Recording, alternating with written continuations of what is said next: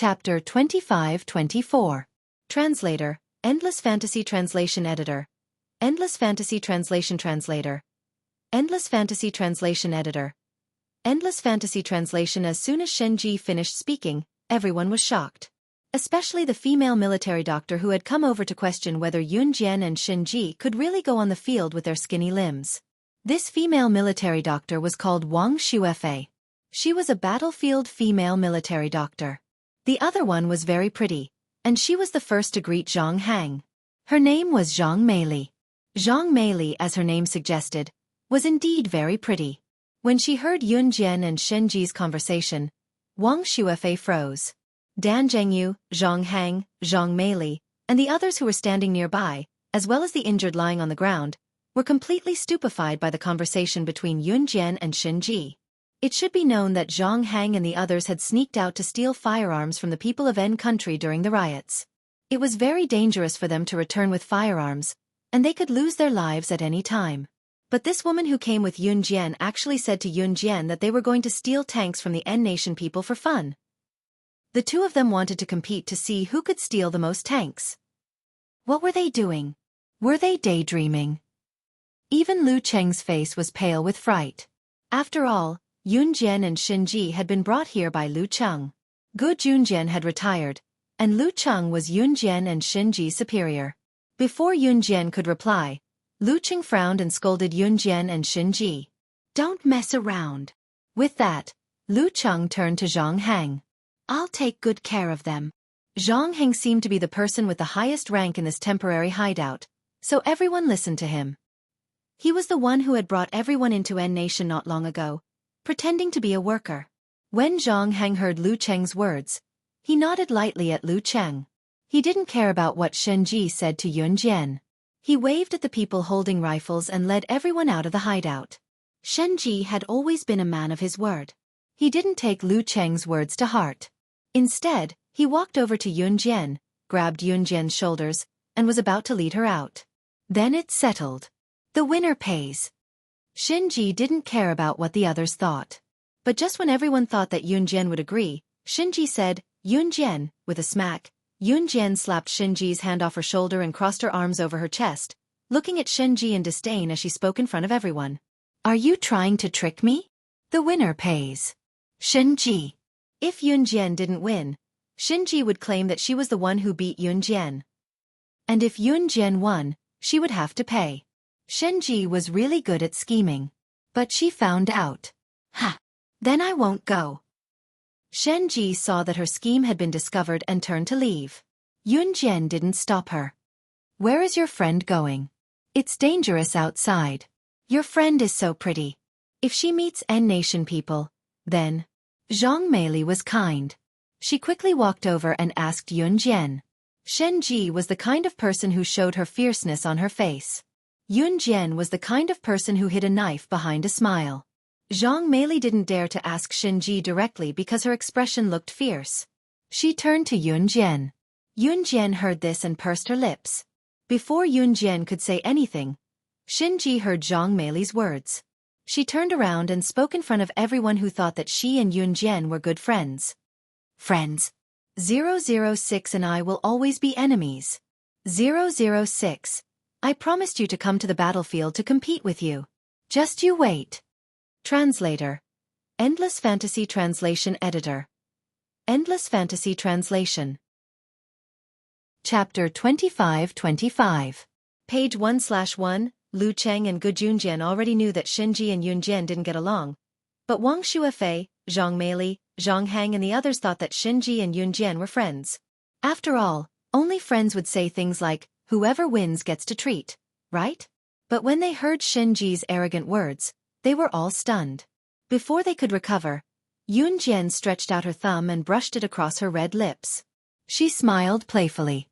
Then, in front of everyone, she suddenly spoke to Shen Ji, who was leaving the hiding place.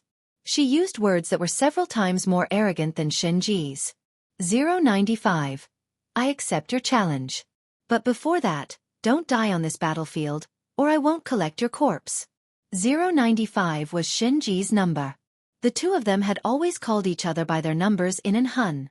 Hearing Yun Jian's words, Everyone was stunned again. After all, Yun Jian and Shen Ji's words and actions, as well as the way they talked, were very unusual. Not only did they call each other by numbers, but they also refused to admit that they were friends. How could friends be like this? And Shen Ji's murderous aura was fierce, as if she was determined to fight Yun Jian to the end. It was as if she would never be satisfied until she defeated Yun Jian. "Heh, I love hearing that." Shen Ji suddenly smiled a hair-raising smile. In the next second, she disappeared from her hiding place. Lu Cheng and Zhang Meili didn't even have time to call her back before she was gone. When Zhang Meili finally reacted, her expression changed. She immediately shouted at Yun Jian. "Your friend went out. You didn't stop her?" This morning, a woman was gang-raped on the streets. And country is in chaos right now. It's not as simple as you think. Hurry up and get your friend back. Zhang Meili didn't dare to go out herself. This hiding place was very well hidden, at least for now. N country's people wouldn't be able to find this place. But recently, Zhang Hang had also discovered that N country's forces were moving towards this place. In a few more days, their hiding place here would become unsafe. They had to find a new hiding place and move their hiding place in time. Otherwise, if they were discovered by the forces of N country, they would probably die without a burial place. Zhang Meili was pretty and there were so many N country people outside. She didn't dare to chase after Shen Ji, so she could only say this to Yun Jian. Zhang Meili meant well. After all, normal people wouldn't say such things to Yun Jian at a time like this. Since Meili had spoken, it was time for Yun Jian would go find Shen Ziziziz. Contrary to everyone's expectations, Yun Jian merely pressed her lips together. She had no intention of going out to look for the man. Instead, she went to the stairs and sat down in front of everyone, not minding the filth. She closed her eyes and said, "I'm sorry. Just let her leave. She won't die anyway." The way he said it, when everyone heard this, they were even more stunned. How can you be so vicious? Even if she's not your friend, she should be someone who came with you. How can you do this? Wang Xuefei didn't like Yun Jian and Shen Ji at first. The two girls were actually here to support the battle. Now that she heard Yun Jian's words, she was even more pissed. Before Wang Xuefei could finish, however, Yun Jian spoke before her. What she said struck fear into everyone's heart. "Don't worry. With her strength, she won't die. She won't die on the battlefield. If she dies, she'll die by my hands." Translator. Henyi Translations Editor. Henyi Translations. Chapter 25-26. Translator, Endless Fantasy Translation Editor. Endless Fantasy Translation, page 1/1. When they heard Yun Jian's first sentence, everyone thought that Yun Jian and Shen Ji were just sharp-tongued, but they actually had a good relationship with each other. It was the kind of person who had a sharp tongue, but both of them treated each other as their best friends. However, when they heard Yun Jian's next sentence, everyone lost their composure. What did she mean by "if you die, you'll die by my hands"? Everyone was stunned when they heard Yun Jian's words. Especially Wang Xuefei. She couldn't refute Yun Jian's words. Yun Jian wasn't lying. Shen Ji was almost invincible in this world, except for Yun Jian. Only Yun Jian had the ability to send Shen Ji to his death. "I know that girl. She's very powerful, so don't worry about her," Gu Junjian spoke up. Gu Junjian didn't actually know Shen Ji. However, he knew that he already knew Yun Jian's identity. She was slaying God, the #1 secret agent in the world. This meant that Shen Ji, who was by Yun Jian's side, must have a powerful background as well. People like Yun Jian and Shen Ji wouldn't die here so easily. Especially people like Yun Jian and Shen Ji. The treatment they received in the past was probably much crueler than what they received on the battlefield. Moreover, Yun Jian knew Shen Ji very well, so Gu Yunjian's words were purely to help Yun Jian cover up her lie. When they heard Gu Yunjian's words, everyone silently agreed and kept quiet. After all, no one had forgotten their original intention of coming here. Those who were present did what they were supposed to do, and those who had nothing to do closed their eyes and rested, because there was no telling when a fierce battle would break out. At night, Zhang Hang and the rest returned from outside. The people who followed Zhang Hang out were more or less armed. It was obvious that they had taken these guns from the N Nation people. At that time, After Zhang Hang and the others entered the hiding place, a few people behind them supported a more seriously injured person into the hiding place. The people who went out were more or less bruised. The people who were quickly helped in later were the most seriously injured. Both of his legs were hit by bullets. Quick! Quick! Take a look at his injuries. Zhang Hang shouted at the female military doctors with a wretched expression. Hearing this, Wang Xuefei was the first to rush forward. Although Wang Xuefei was very doubtful of Yun Jian and Shen Ji's strength, she was still very responsible. But just as Wang Xuefei was about to disinfect the wound and remove the bullet, a clear female voice rang out before she could. It's easy to get infected if you clean the wound directly. Wang Xuefei was stunned when she heard the crisp female voice. When she saw that it was Yun Jian, she cast a sidelong glance at her. Do you know medicine? Aren't you here to support the battle? If Yun Jian was also a female military doctor, Wang Xuefei wouldn't have doubted it. But Yun Jian was a special forces soldier. She was here to support the battle. How could she know medicine? But while Wang Xuefei was still in shock, Yun Jian had already taken out a certificate from her trouser pocket and threw it in front of Wang Xuefei. She looked ahead indifferently and didn't even look at Wang Xuefei. Just like that, she walked toward the injured person. At the same time, everyone's eyes widened. This is the certificate of a top international medical expert. There is a seal on it. His wounds must be treated immediately, or there will be a risk of amputation. Please make way. Translator. Atlas Studios Editor. Atlas Studios. Chapter 25-27. Yun Jian didn't reveal her identity as the Hand of Death. She didn't want to cause trouble. Yun Jian had specially prepared this international top medical expert certificate just in case. Sure enough, when they heard Yun Jian's words, the people who were about to scold Yun Jian for causing trouble all widened their eyes. International top medical expert certificate? This thing wasn't that easy to obtain. To obtain this thing, one had to be an international top medical expert. Wasn't she here to support the battle? How could she have such a thing in her hands? After hearing Yun Jian's words, everyone present was dumbfounded. By the time everyone came back to their senses, Yun Jian had already replaced Wang Xuefei and walked to the injured team member. Holding a scalpel, she cleaned the scalpel in the fastest way possible. Following a very standard and skillful knife technique, she removed the bullet from the injured team member and cleaned the wound. 10 minutes later, the surgery that would have taken a few hours was completed by Yun Jian just like that. At the same time, Yun Jian tied 2 bow ties around the wound on the team member's legs. At that time, everyone had yet to recover from their shock. Change the dressing on time. I'm going to rest. At this moment, Yun Jian stepped on the edge of the certificate that she had just thrown on the ground. Her foot sent the certificate flying into the air. She gently reached out her hand and grabbed the document without even looking at it. She didn't even bend her back. She stuffed the certificate back into her trouser pocket and walked away after saying this. Seeing this, Zhang Hing heaved a sigh of relief, but at the same time, he looked in the direction Yun Jian had left in for a few seconds. He had already cussed several times in his heart. Damn it, where did this talent come from? He actually met her. However, Zhang Hing didn't say anything else. The next day, Yun Jian was woken up by the commotion at the scene. She wasn't in a deep sleep, so she woke up quickly.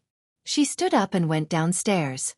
Then, Zhang Hang said to everyone with a pale expression, "Everyone, follow Officer Gu Junjian and evacuate quickly. Move quickly. Our hiding place has been discovered. It's the people from country N. They are now attacking us with tanks. If we're any later, all of us will die here." Zhang Hang's words made everyone turn pale with fright. Everyone was so nervous that their expressions changed drastically. A few ordinary people from country Z were so scared that they started crying in public. After saying this, Zhang Hang led a group of Special Forces soldiers who had come to support the battle in the direction of the N nation's tanks. They had to find a good place to block that group of people and fight for a chance for everyone to escape. By the time Zhang Hang and the others arrived at the scene, the people from country N had already started to drive their tanks over while firing their cannons.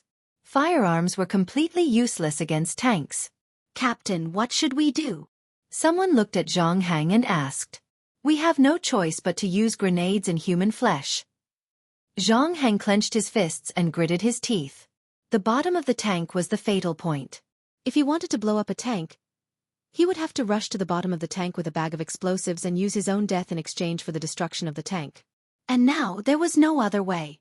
Just when everyone had lost the confidence to survive, they could only stall for a little bit of time so that the people behind them could escape quickly. However, one of the enemy's tanks suddenly changed direction. Then with a boom, this tank suddenly helped them and bombed Country N's tanks. This was definitely a shocking scene. But just as everyone present was shocked by the scene in front of them, they couldn't believe that the enemy's tank would suddenly bomb their own tank. Zhang Heng suddenly looked into the distance.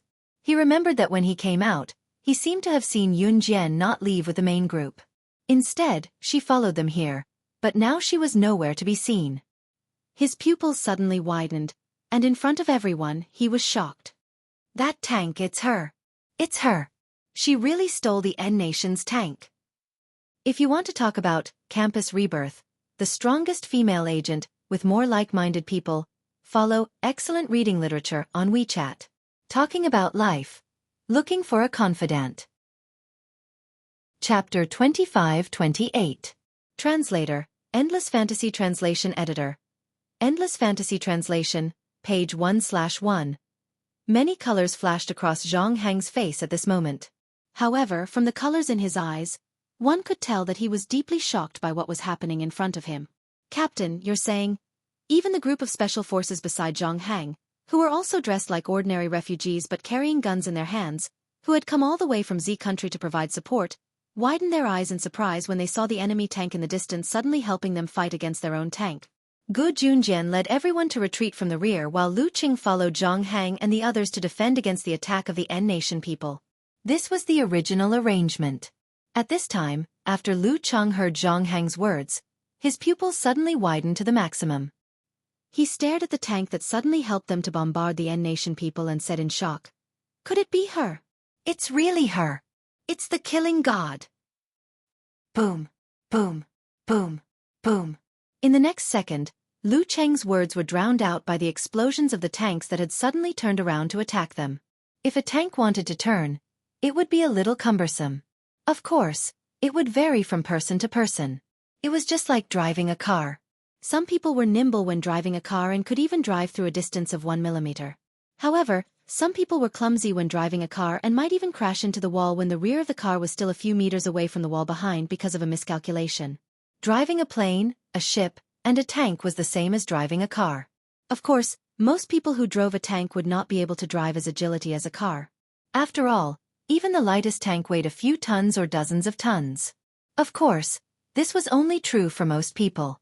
For Zhang Heng, Dan Zhengyu, Lu Cheng, and the others who had just laid down in their hiding spot and prepared to fight to the death with the N Nation people who had tanks, they were not only shocked by how the tank was robbed by Yun Jian. What was even more frightening and shocking was the operating skills of the tank in front of them. The N Nation people sent 7 tanks to attack them. One of them was hijacked and it was 6 tanks against 1. However, the tank that was hijacked by Yun Jian moved the tracks on both sides of the tank fiercely in the opposite direction. After the tank made a half-turn, it immediately stopped and directly shot one of the tanks. After that, the tank that Yun Jian had hijacked flew forward.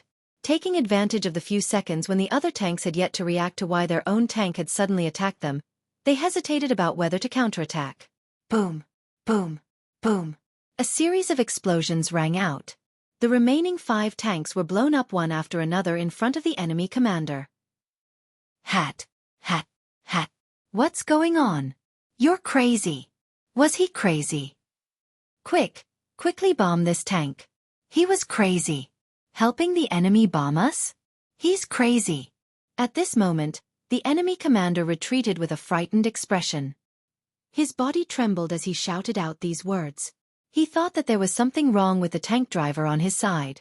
However, just as the enemy commander thought that there was something wrong with the tank driver on his side, the enemy troops carried explosives on their backs and were ready to rush to the bottom of the tank and blow up the tank's tracks at any time. However, just as the enemy was about to take action, the top door of the tank opened. A petite figure jumped out of the top door of the tank in front of the enemy commander. The local commander, who originally thought that something was wrong with his pilot, saw this petite figure and was so frightened that his expression changed abruptly. With a trembling voice that could be heard by Zhang Heng and the others, he said in a trembling voice, "What's the matter? It's a woman. What's going on? How could it be a woman? When did she replace our driver and sneak into the tank? It's too terrifying. This woman. Too terrifying. Translator. Atlas Studios Editor. Atlas Studios. Chapter 25-29. Translator, Endless Fantasy Translation Editor. Endless Fantasy Translation, page 1/1. He had seen with his own eyes how the tank driver had entered Tucker's gate and operated the tank. He had not noticed anything amiss along the way. This woman, when did she sneak in? Commander, One of the enemy commander's subordinates saw this and came to the commander's ear to ask for instructions on what to do next. Retreat. We're retreating. The enemy commander was frightened by Yun Jian, who was standing on top of the tank and looking down at the entire battlefield. Even though he was leading over 1,000 men and had the support of the original 7 tanks, he was still completely shocked by Yun Jian's methods. The group of people quickly turned around and retreated. Zhang Hang and the rest who were standing far away were stunned when they saw this. Haha. Lu Cheng, I didn't expect you to have such a powerful subordinate under you. After recovering from the shock, Zhang Hang patted Lu Cheng's shoulder and laughed out loud. Although Zhang Hang and the rest did not understand what the group of N-Nation people were saying, they could tell that the group of N-Nation people were probably planning to retreat. They did not even want to kill Yun Jian, who was standing on top of the tank and looked so easy to deal with on the surface. Sir, you're too kind. Lu Cheng heard that he was praised by his superior, and naturally felt an indescribable joy in his heart. Moreover, Yun Jian had turned the tables in the previous deadlock. 7 tanks against them, they were definitely going to die. But at this moment, the N-Nation people were planning to retreat.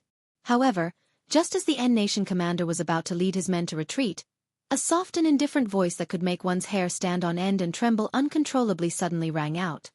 You guys still have delusions of leaving this place alive? Yun Jian's words were spoken in a very authentic N-Nation language in front of everyone. Her voice was cold and there was no emotion in her words. When they heard this, not only did the N-Nation commander and the 1,000 men who followed him turn around in shock and stare at Yun Jian. Even Zhang Hang and the rest who were far away thought that Yun Jian was crazy. Zhang Hang had a subordinate who knew N-Nation language, and he translated what Yun Jian had said to the group of people who were about to leave. Crazy. Didn't she know that N-Nation was currently in a state of chaos? Riot. The forces in N-Nation are divided into several factions. They kill the Z-Nation people as they please. How many innocent women were killed?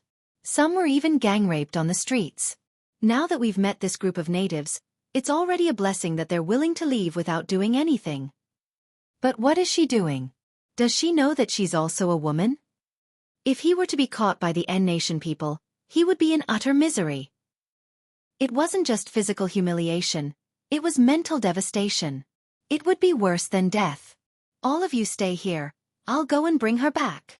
Zhang Hang threw the rifle in his arms to one of his subordinates, grabbed a dagger in his hand, and jumped away from his hiding spot. However, just as Zhang Hang jumped out of his hiding spot and was about to walk over to Yun Jian, a voice suddenly rang out. F***CK.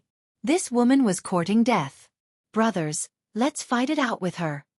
The subordinates of the N-Nation's leader were the first to voice their displeasure. Don't kill her, capture her alive. Destroy 6 of our tanks, and everyone will take turns to F***CK her to death. Words like these rang out loudly. With that, the N-Nation group suddenly rushed toward Yun Jian, who was standing on top of the tank. F***CK. They didn't believe that they couldn't even capture a woman alive with their thousands of people. However, just as the enemy leader's subordinates rushed toward Yun Jian, exposing their true nature to the extreme, Yun Jian didn't wait for the crowd to reach her. In front of Zhang Hang and the others in the distance, she flashed an extremely strange smile at the enemy leader and the thousands of people. In the next second, she smoothed out the curve of her mouth and grinned like a harmless little girl. Suddenly, she waved gently at the enemy leader and the thousands of people. Time's up. Farewell, everyone. Translator. Atlas Studios Editor. Atlas Studios. Chapter 25-30.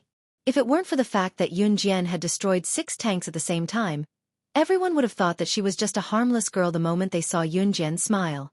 She was innocent, pure, and out of this world. Even Zhang Hang, Lu Cheng, Dan Zhengyu, and the others in the distance had the same illusion. Yun Jian might really be a harmless girl. That faint smile made everyone stop in their tracks. Don't just stand there. Come with me to save her. It's impossible for her to deal with thousands of people alone. Zhang Hang fastened his dagger to his waist and rushed toward Yun Jian. When the rest of the people heard Zhang Hang's words, they quickly followed Zhang Hang and approached Yun Jian. However, just as Zhang Hang and the others moved forward with all their might to save Yun Jian, they were less than 3 meters away. Boom! Boom! Boom! Boom! Boom! A series of explosions took place. The moment the explosion sounded, Yun Jian jumped off the tank easily and walked toward Zhang Hang and the others. Just as Zhang Hang and the others had yet to realize where the series of explosions came from, in the distance, the commander of Country N and his nearly 1,000 subordinates were already shouting. Land mines! Land mines! Everyone, run! That woman planted land mines. It's all a trap. We've fallen into a trap. Run! Run! I don't want to die. Ah! All kinds of screams rang out. At this moment, the battlefield behind Yun Jian had turned into the entrance to hell. This group of Country N's unforgivable team who had used knives, sticks, and weapons to kill Z people on the streets and gang-raped Z women in front of them were buried in the series of landmine explosions behind Yun Jian. The landmines at the scene were buried very well. The tank that Yun Jian drove just now had led all of them to the center of the minefield. Not a single one of them had the ability to survive. They, Country N, should pay the price for bullying the Z people. It was clear that Yun Jian was just a teenage girl, but behind her were countless battlefields. It was clear that she was looking at thousands of enemies. However, she was not afraid in the face of danger and displayed a deterrent aura that others could never achieve in their lifetime. She had set up a strategy that could eliminate thousands of enemies without her personally. Looking at the continuous explosion of landmines behind Yun Jian, they saw that Yun Jian seemed to be unaffected by the ground tremors caused by the landmines and the deafening explosions. At that moment, she put her hands in her pockets and walked toward Zhang Hang and the others.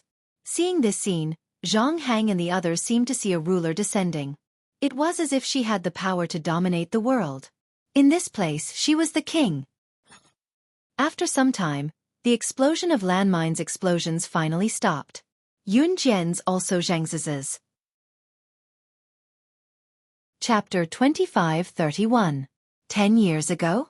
The 100,000 people who died in an explosion in Country L?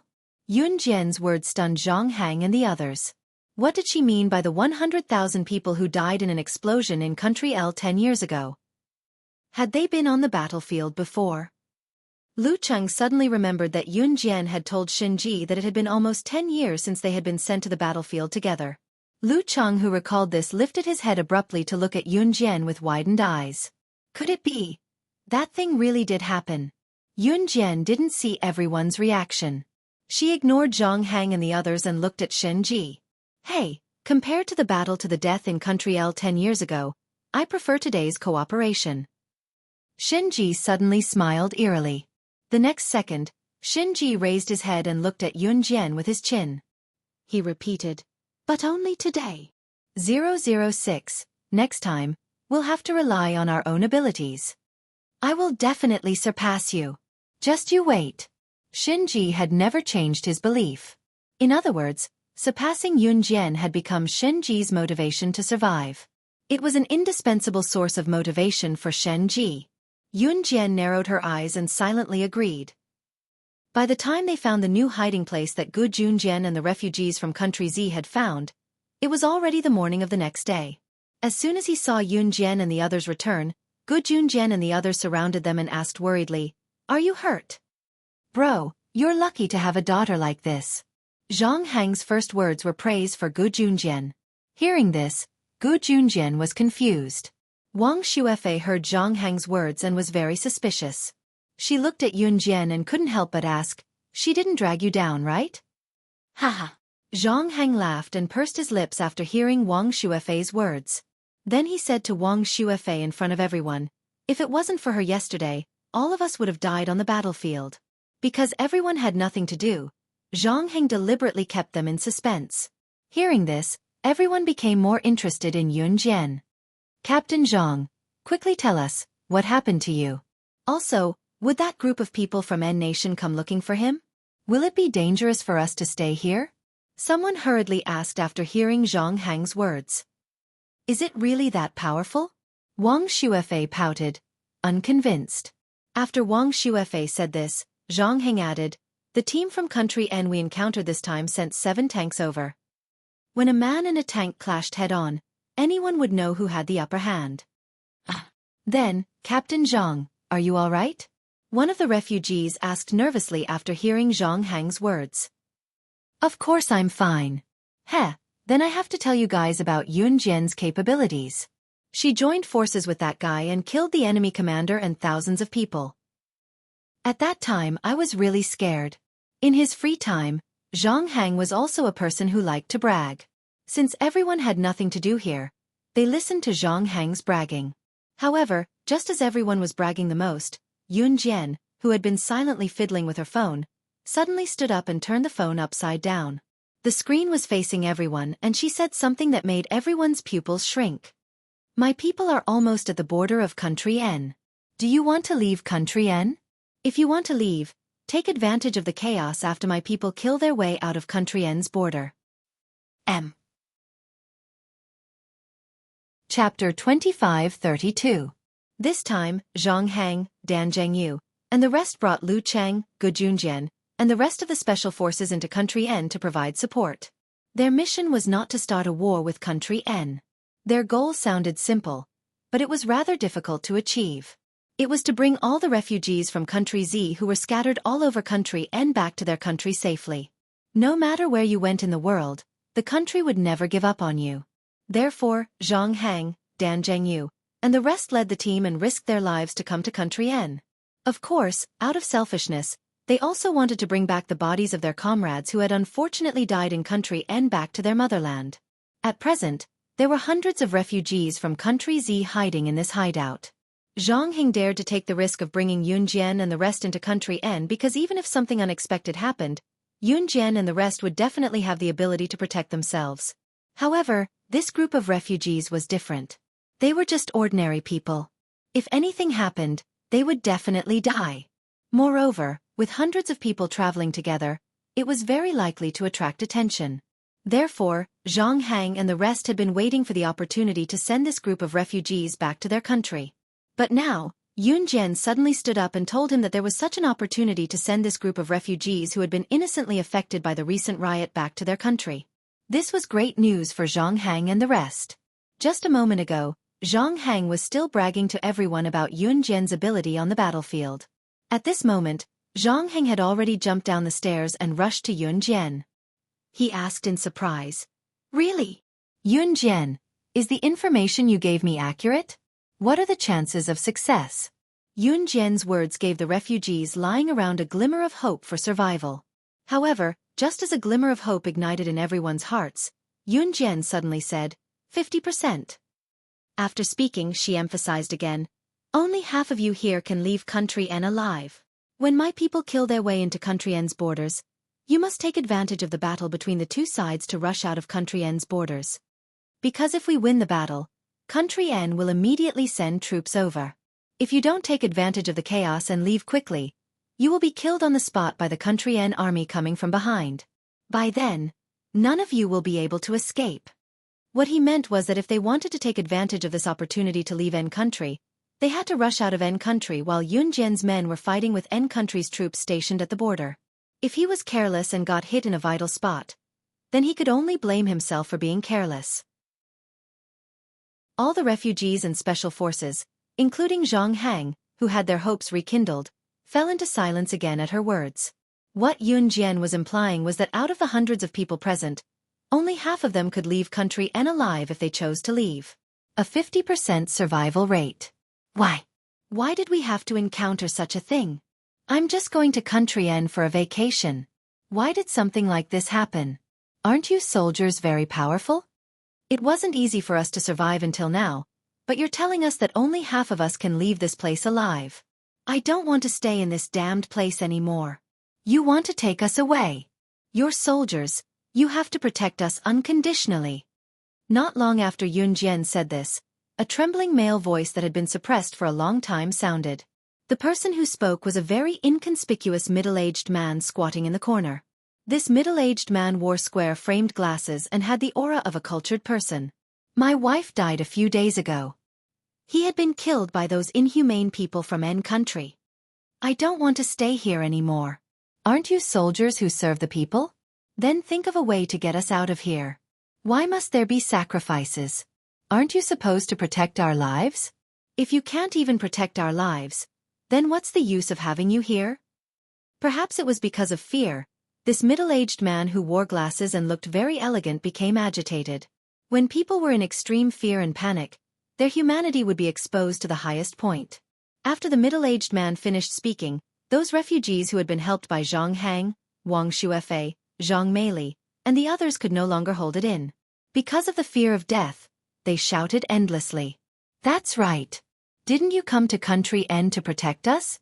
If you can't even guarantee our safety, then what's the use of having you here? You still call yourself soldiers. I think you're a bunch of cowards. Take us home.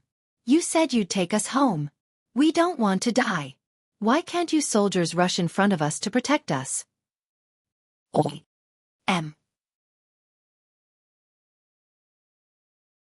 Chapter 25-33.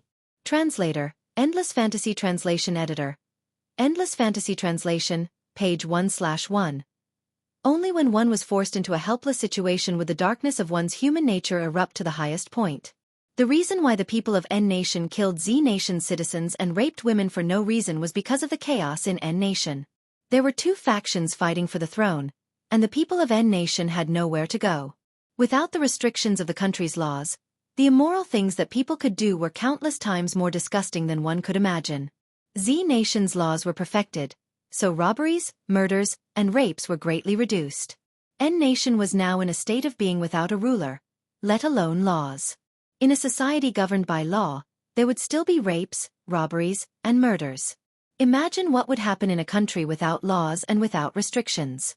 The middle-aged bespectacled man, who usually looked like a gentleman, but at this moment, he was showing off the ugliness of human nature to the extreme. Everyone present protested loudly. Bring us home safely. Bring us home safely. Bring us home safely. With the middle-aged man with glasses taking the lead, all the refugees raised one hand and shouted. When they were first rescued by Zhang Hang and the others, this group of refugees had just escaped from death. At that time, to this group of refugees, it was already very good to meet the people sent by the country to save them. That was already a blessing from the heavens. Because if they had not met Zhang Hang and the others sent by the country to protect them, they would have been killed by the people of N Nation like the others. The women were directly sent to hell after their bodies were ravaged. But as time passed, everyone was already dissatisfied. It had been so long, why was no one sending them back to their country? In the end, Yun Jian announced in front of everyone that she could send them back to their country. But the survival rate was only 50%. They did not want to die. After seeing their relatives and friends being killed by the people of N Nation and dying in various ways, their fear of death deepened. So, they did not want to die and could not die. Everyone, be quiet. We will protect you from behind and do our best to let each and every one of you leave N Nation safely. So please be quiet and wait for me to finish, okay? Zhang Hang saw that all the refugees who were sitting on the ground had stood up. They were so angry that they looked like they wanted to kill someone. He tried to calm himself down, but his fists were clenched involuntarily. Of course, he wanted to send everyone back to Z country safely. His responsibility was to bring everyone present back to Z country safely. However, every day they spent here meant that they were in greater danger than before. Just like yesterday, if it were not for Yun Jian and Shin Ji, Zhang Hang and the others would be the first to die, and then the refugees protected by Zhang Hang and the rest. Not a single person could have survived. Zhang Hang had wanted to communicate with the refugees calmly translation, but the refugees refuted him even. Until we leave N Nation safely. N Nation is. You said that you will when the time is. Is when? Is the time? I said. Everyone. The middle-aged man with glasses translation is. That is. That's right. You soldiers must bring us out safely. Otherwise, we will not listen. We will not be quiet. Zhang Hang's peaceful words attracted even more angry retorts. Just as the situation spiraled out of control, Yun Jian, who was already standing at the highest point in everyone's sight, spoke with a chilling voice. "You're the one who's going to be killed. I still have 10 explosives. If you don't control your annoying mouths in 3 seconds, I will blow them up for you." Translator. Atlas Studios Editor. Atlas Studios. Chapter 2534. Translator, Endless Fantasy Translation Editor. Endless Fantasy Translation, page 1/1. Translator. Endless Fantasy Translation Editor. Endless Fantasy Translation. This cold and emotionless voice resounded through the crowd. As soon as the voice rang out, everyone's gaze shifted from Zhang Hang to the pile of junk that was 5 to 6 meters high. At some point in time, Yun Jian was already standing on the pile of junk that was 5 to 6 meters high with ease with her back to the group. This pile of junk was 5 to 6 meters high. Just looking at it gave people a feeling that it was on the verge of collapsing. If a person were to stand on top of it, there was even a possibility of falling off the tall and unstable pile of junk at any time. However, Yun Jian, who was the center of attention, stood on top of the pile of junk like a feather. She was so steady that no one could find any flaws. As soon as these frightening words left her mouth, everyone saw that she was playing with a few explosives in her hands. She was toying with the explosives fearlessly, as if she could ignite them at any moment. Everyone was so scared that they trembled violently. In less than 3 seconds, the discontented refugees all shut their mouths. Zhang Hang, Dan Zhengyu, Lu Cheng, the female military doctors, Wang Shuefei, Zhang Meili, and the others were all stunned by Yun Jian's intimidating aura. Just now, Zhang Hang had tried to persuade him with kind words, but it was useless. She was just a teenage girl, but she had single-handedly forced all the refugees to shut their mouths. "Captain, this little girl is really a talent. If we have the chance to return to our country, we must report this to our superiors." A Special Forces soldier standing next to Zhang Hang saw this and whispered in Zhang Hang's ear. Zhang Hang didn't reply, but he knew what was going on. This group of refugees finally quieted down completely. At this moment, Yun Jian suddenly threw the explosives in her hands onto the second floor. From the first floor, a hand suddenly reached out from the empty darkness next to the railing on the second floor. Shen Ji, who didn't live with the crowd, was already standing on the second floor. She caught the explosives that Yun Jian threw over. Seeing this, the group of refugees who had been unconvinced shut their mouths. Not a single person dared to utter a single word under such circumstances. "I'll say it right here. Whether you live or die, it has nothing to do with us. It's our responsibility to save you. But why should we defend you from the enemies again and again just to save you? If we save you, will you take care of us in our old age? If we save you, will you give your lives to us? If we save you, will you do anything for us?" Yun Jian suddenly said. When these words were said, the refugees standing on the flat ground were completely speechless. Yun Jian's lips suddenly curled into a red arc. Her indifferent and cold expression made the group of refugees panic for no reason. Just as the group of refugees fell silent, Yun Jian spoke again. This time, the group of refugees turned pale with fright. "I'm the one who gave you the 50% chance of survival this time.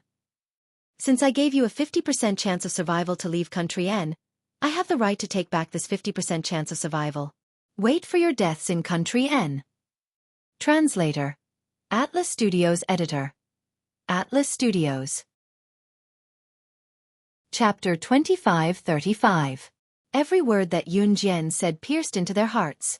If the bespectacled man who had started the uprising was still dissatisfied with Yun Jian's statement that they only had a 50% chance of returning to Country Z alive, then this time, Yun Jian would even take back the 50% chance of survival that she had given them. If they stayed in Country N, they would definitely die. "You bunch of inhumane people, just wait to die in Country N." At this moment, a refugee who had not spoken since the beginning, an old man who was in his 50s and close to 70 years old, suddenly spoke. As the old man spoke, he hugged his chest and huffed angrily. Just as he said this, the old man leaned against the corner of the wall and sat down.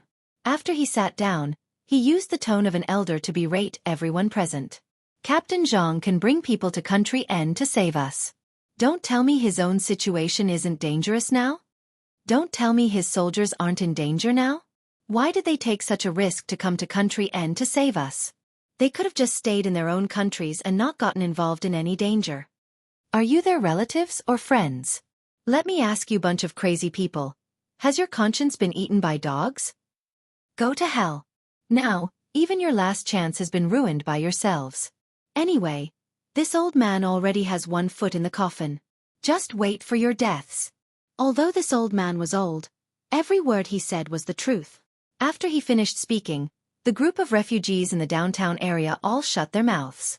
Most of the refugees, including the bespectacled middle-aged man, lowered their heads. Not long after, someone said to Yun Jian, Zhang Hang, and the others, "Sorry, we were wrong. We shouldn't have done this." With one person taking the lead, everyone followed suit and apologized. However, Yun Jian did not have any reaction. She jumped down from the 5-meter-tall pile of debris and walked to the side. Everyone, listen to me. We have been hiding in Country N, and there are already Country N's troops targeting us. It's impossible for us to hide every time, and it's also impossible for us to win against Country N's troops every time. Because we only have so few people. This is probably really the last chance. Whether you choose or not, it's up to you. But here, I, Zhang, express that as soldiers, we will do our best to bring you back home. Zhang Hang waited for everyone to calm down before speaking. If it was said that Yun Jian and Zhang Hang's words had attracted the sarcasm of all the refugees, then at this moment, all the refugees were grateful. In the end, it was only when Gu Junjian stepped in that Yun Jian agreed to reveal the exact time of the battle between her people and the N people. When Yun Jian's men fought against the army at the border of N country, they had to send someone to kill the leader of the army directly to have a chance of winning. I'm the best at sneaking in and killing the leader of a place. After all, I used to be a spy. Let me do it. Zhang Hang said to a female Special Forces soldier beside him. However, when everyone heard the female Special Forces soldier's words and decided to let her try infiltrating the base, the female Special Forces soldier's voice suddenly rang out. Suddenly, everyone's vision blurred. They saw that Yun Jian was already dressed in a tight suit and tight pants. There was a pistol strapped to her thigh and 2 butterfly knives on both sides of her waist. It was the standard female Special Forces outfit. While everyone was stunned, she said something that made everyone present, including Zhang Hang, Zhang Meili, and all the refugees, stunned. Damn, no one is better at assassination than me. Wonderful Book House. Chapter 2536. In the blink of an eye, Yun Jian had already changed into her outfit for the mission. This scene stunned everyone present. The next second, everyone regained their senses. Are you sure you can do it? When it comes to assassinating the leader of a target, you can only succeed once. Otherwise, you won't have any chance of success if you send someone to assassinate him again. Miss Yin Yu used to be a proper female spy. She even participated in a mission to eliminate a smuggling group 8 years ago. As a female spy, she infiltrated the smuggling group and hid for 5 years. Finally, she became the new leader of the smuggling group and uprooted the entire smuggling group. When it comes to assassination, it's not about brute force. Although I heard that you know how to drive a tank, Miss Yin Yu is still the best at assassination. The bespectacled middle-aged man who had led the protest earlier, who usually looked refined, stood up and said. The middle-aged man who was leading the protest was called He Wen. It was a very simple and honest name. He was born a farmer and spent a few years studying. His academic results were so good that he was always the top student in the city. Because he was too focused on his studies, he even wore glasses. However, when he was in his 2nd year of high school, something happened to his family and He Wen dropped out of school. After that, he wandered around in society and came to Country N to work. He used to be a genius in his studies. Without nurturing, he was no different from an ordinary person now. Now, in order to survive, he refuted Yun Jian's words after hearing them. Yin Yu was the female Special Forces soldier who used to be a spy. Her full name was Lu Yin Yu. Lu Yin Yu had been with the refugees since a few months ago. In Country N, where their lives were in danger and they didn't know if they would have a tomorrow, the refugees only knew to listen to Lu Yin Yu and the others talk about how they used to be Special Forces soldiers. Everyone took turns telling stories to pass the time. He Wen had heard about Lu Yin Yu's past as a female spy from a group of Special Forces soldiers, so he quickly spoke up. Actually, most of the refugees present apologized after hearing the old man's words because they were afraid that Yun Jian wouldn't even give them the last chance to return to their country because of this. The assassination of the leader of the army guarding the border of country N was to allow Yun Jian's men to easily subdue the army. To put it bluntly, it was to create more chances for them to escape. Thus he won, as well as all the refugees present, naturally hoped that the strongest among them would assassinate the other party's leader. That's right, let Miss Inu go. Miss Inu's strength is obvious to all. After he finished speaking, someone immediately spoke up. I support Miss Inu. I support Miss Inu. The crowd became rowdy again. Yun Jian ignored him this time. She bent down and picked out a dagger from the pile of weapons at the side. With the blade facing down, she held the hilt and walked out. She didn't explain, but she didn't follow the group's instructions either. Why don't we go together? Lu Yinue was a very reasonable person. Seeing that the people around her refused to stop talking, she readied her weapon and jogged after Yun Jian after saying what she had to say. Currently, in country Zhejiang province, Longmen City, Qin Yiru was arranging her photo album. There was a pile of photo albums on the floor. Ding dong ding dong. The doorbell rang then. Qin Yiru glanced at the two fellows and her son. Seeing that they were having fun on the sponge cushion, she went to open the door. It was her next-door neighbor. After chatting for a while, Qin Yiru came back. She happened to see the little girl babbling, "Mama, Papa." The little girl was holding a family photo in her hand. The girl suddenly folded the photo and giggled. Si Yi's thin lips in the photo and Yun Jian's pink lips in the photo were stuck together because of the folding. Mama, mama, mama. Papa, papa. Hee hee hee, kiss kiss kiss. M. Chapter 25-37. Page 1/1. Even though it was just one photo, it was enough for Qin Yiru's imagination to roam. Even Qin Yiru's face flushed at the sight of it, despite her shrewd countenance. Yuan, you can't fold photos randomly. The little girl frowned as she looked at the family photo. Because the little girl folded the photo, Si Yi and Yun Jian's lips kissed. She seemed to understand what this meant. Qin Yiru was afraid that these children would mature early, so she quickly walked over and tried to snatch the photo from the little girl's hands. Papa, mama, papa. Mama, papa. Papa. Yeah. The little girl frowned. Her two small hands, which were as small as a mature adult's finger, grabbed the photo tightly and refused to let go. Papa was the word for mother-in-law, which was not pronounced properly. She was calling Qin Yiru. The little girl seemed to want to express something. Since the little girl's hands were small and tender, Qin Yiru did not dare to use too much force. Hence, she was unable to pull the photo out of the little girl's hands. She gave up helplessly. Fortunately, there were no sensible children or adults around. Otherwise, she would have been embarrassed to death. Kiss kiss. Kiss kiss. The little girl was having a lot of fun folding the photo. In the end, sleepiness overwhelmed her. When the little girl fell asleep, she hugged the photo that was folded to show Si Yi's thin lips kissing Yun Jian's red lips and fell asleep. Qin Yiru took this opportunity to gently take the photo out of the little girl's hands. Then, she put it together with the stack of photos on the ground and hid it. When the little boy saw Qin Yiru leave, he looked left and right. Suddenly, he crawled in front of the little girl and lowered his head. He imitated the way Si Yi usually kissed Yun Jian. He kissed the little girl's forehead and giggled again. Back at the scene in N country, the group planned to break through the N country's border troops. Yun Jian, wait for me. Let's plan how to sneak in and assassinate him. Lu Yinue caught up with Yun Jian and asked. When Lu Yinue said this, her voice was extremely soft. The people in the vicinity were all from N nation.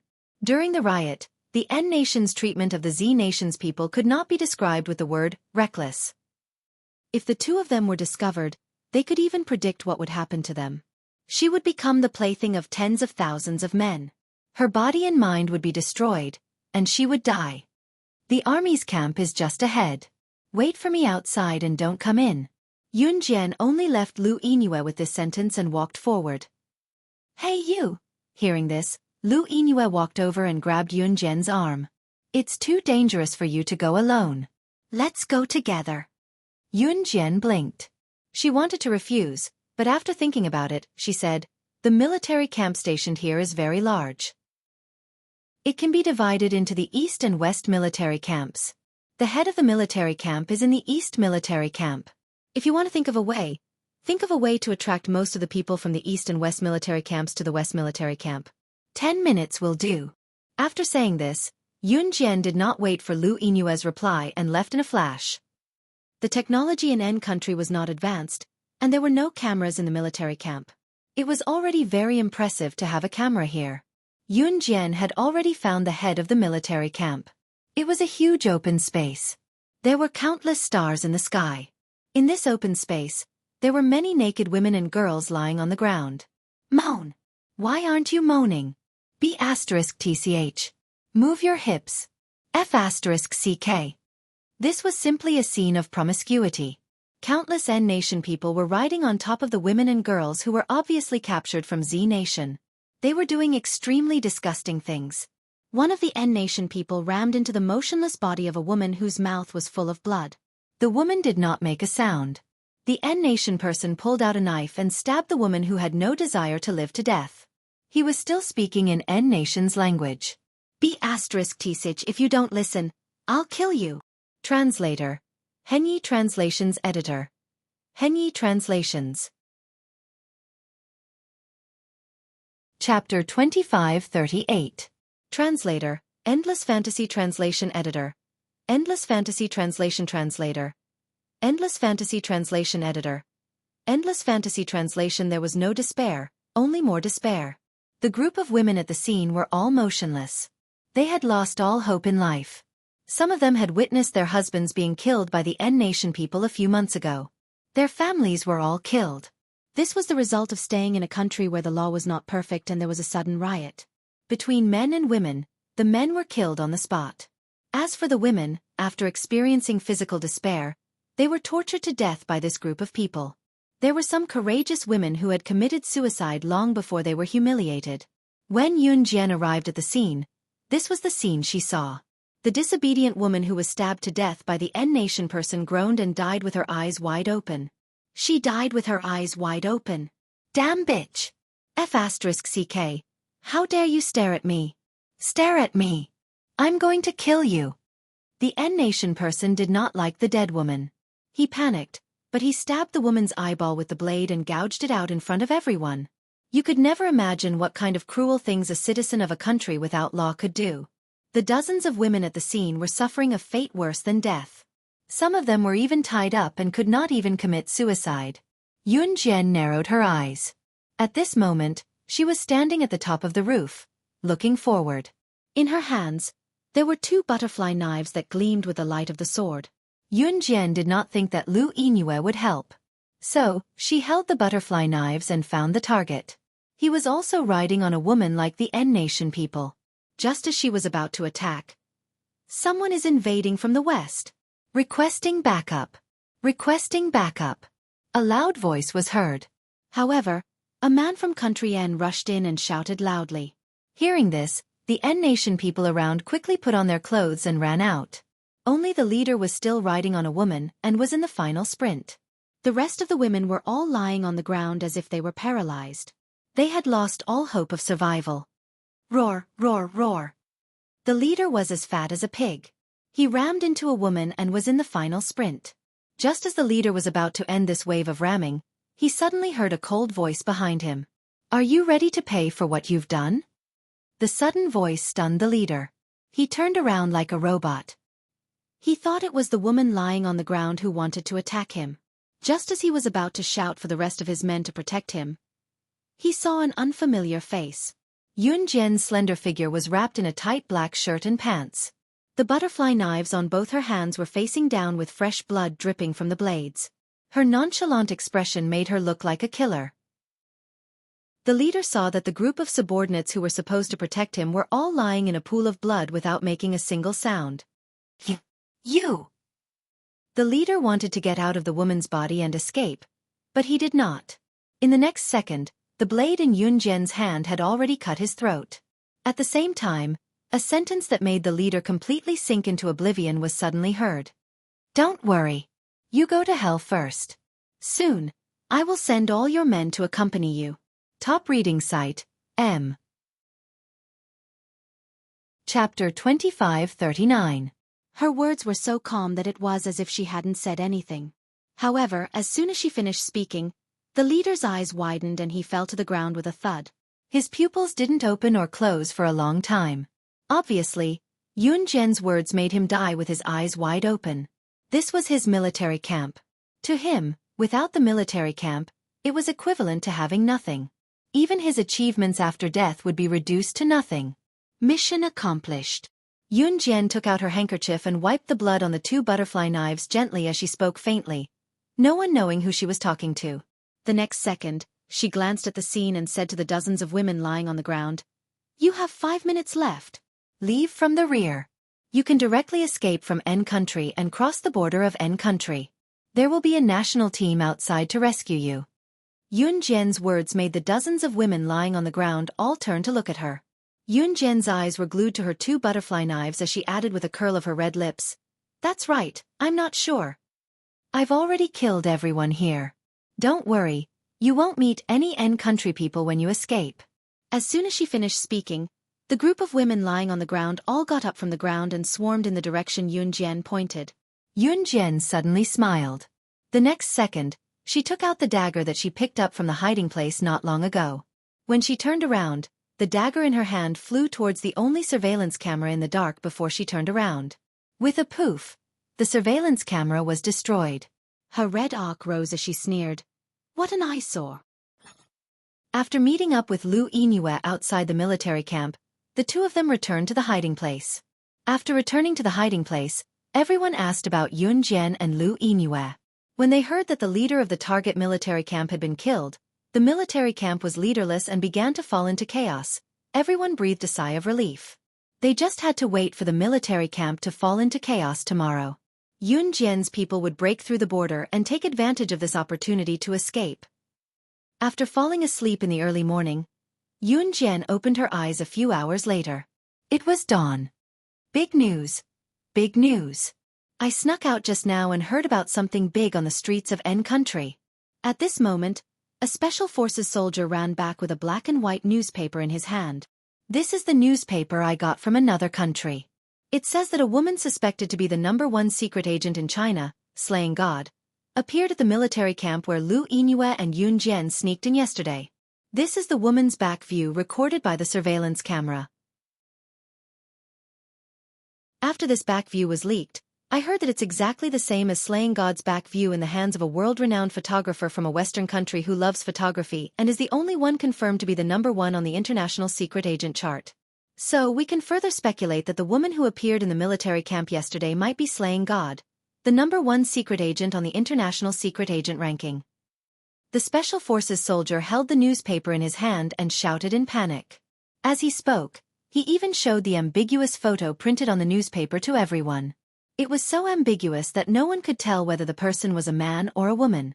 "Yingyue, Yun Jian, did the both of you see someone else in the military camp last night? I'm afraid that person is the #1 secret agent on the international secret agent ranking. Slaying God." The Special Forces soldier exclaimed in surprise. Upon hearing that, everyone turned to look at Yun Jian and Lu Yingyue. Just as everyone shifted their attention to Yun Jian and Lu Yingyue, someone suddenly looked at the back of the person in the newspaper and pointed a finger at Lu Yingyue, exclaiming in shock, "That's right. This back view.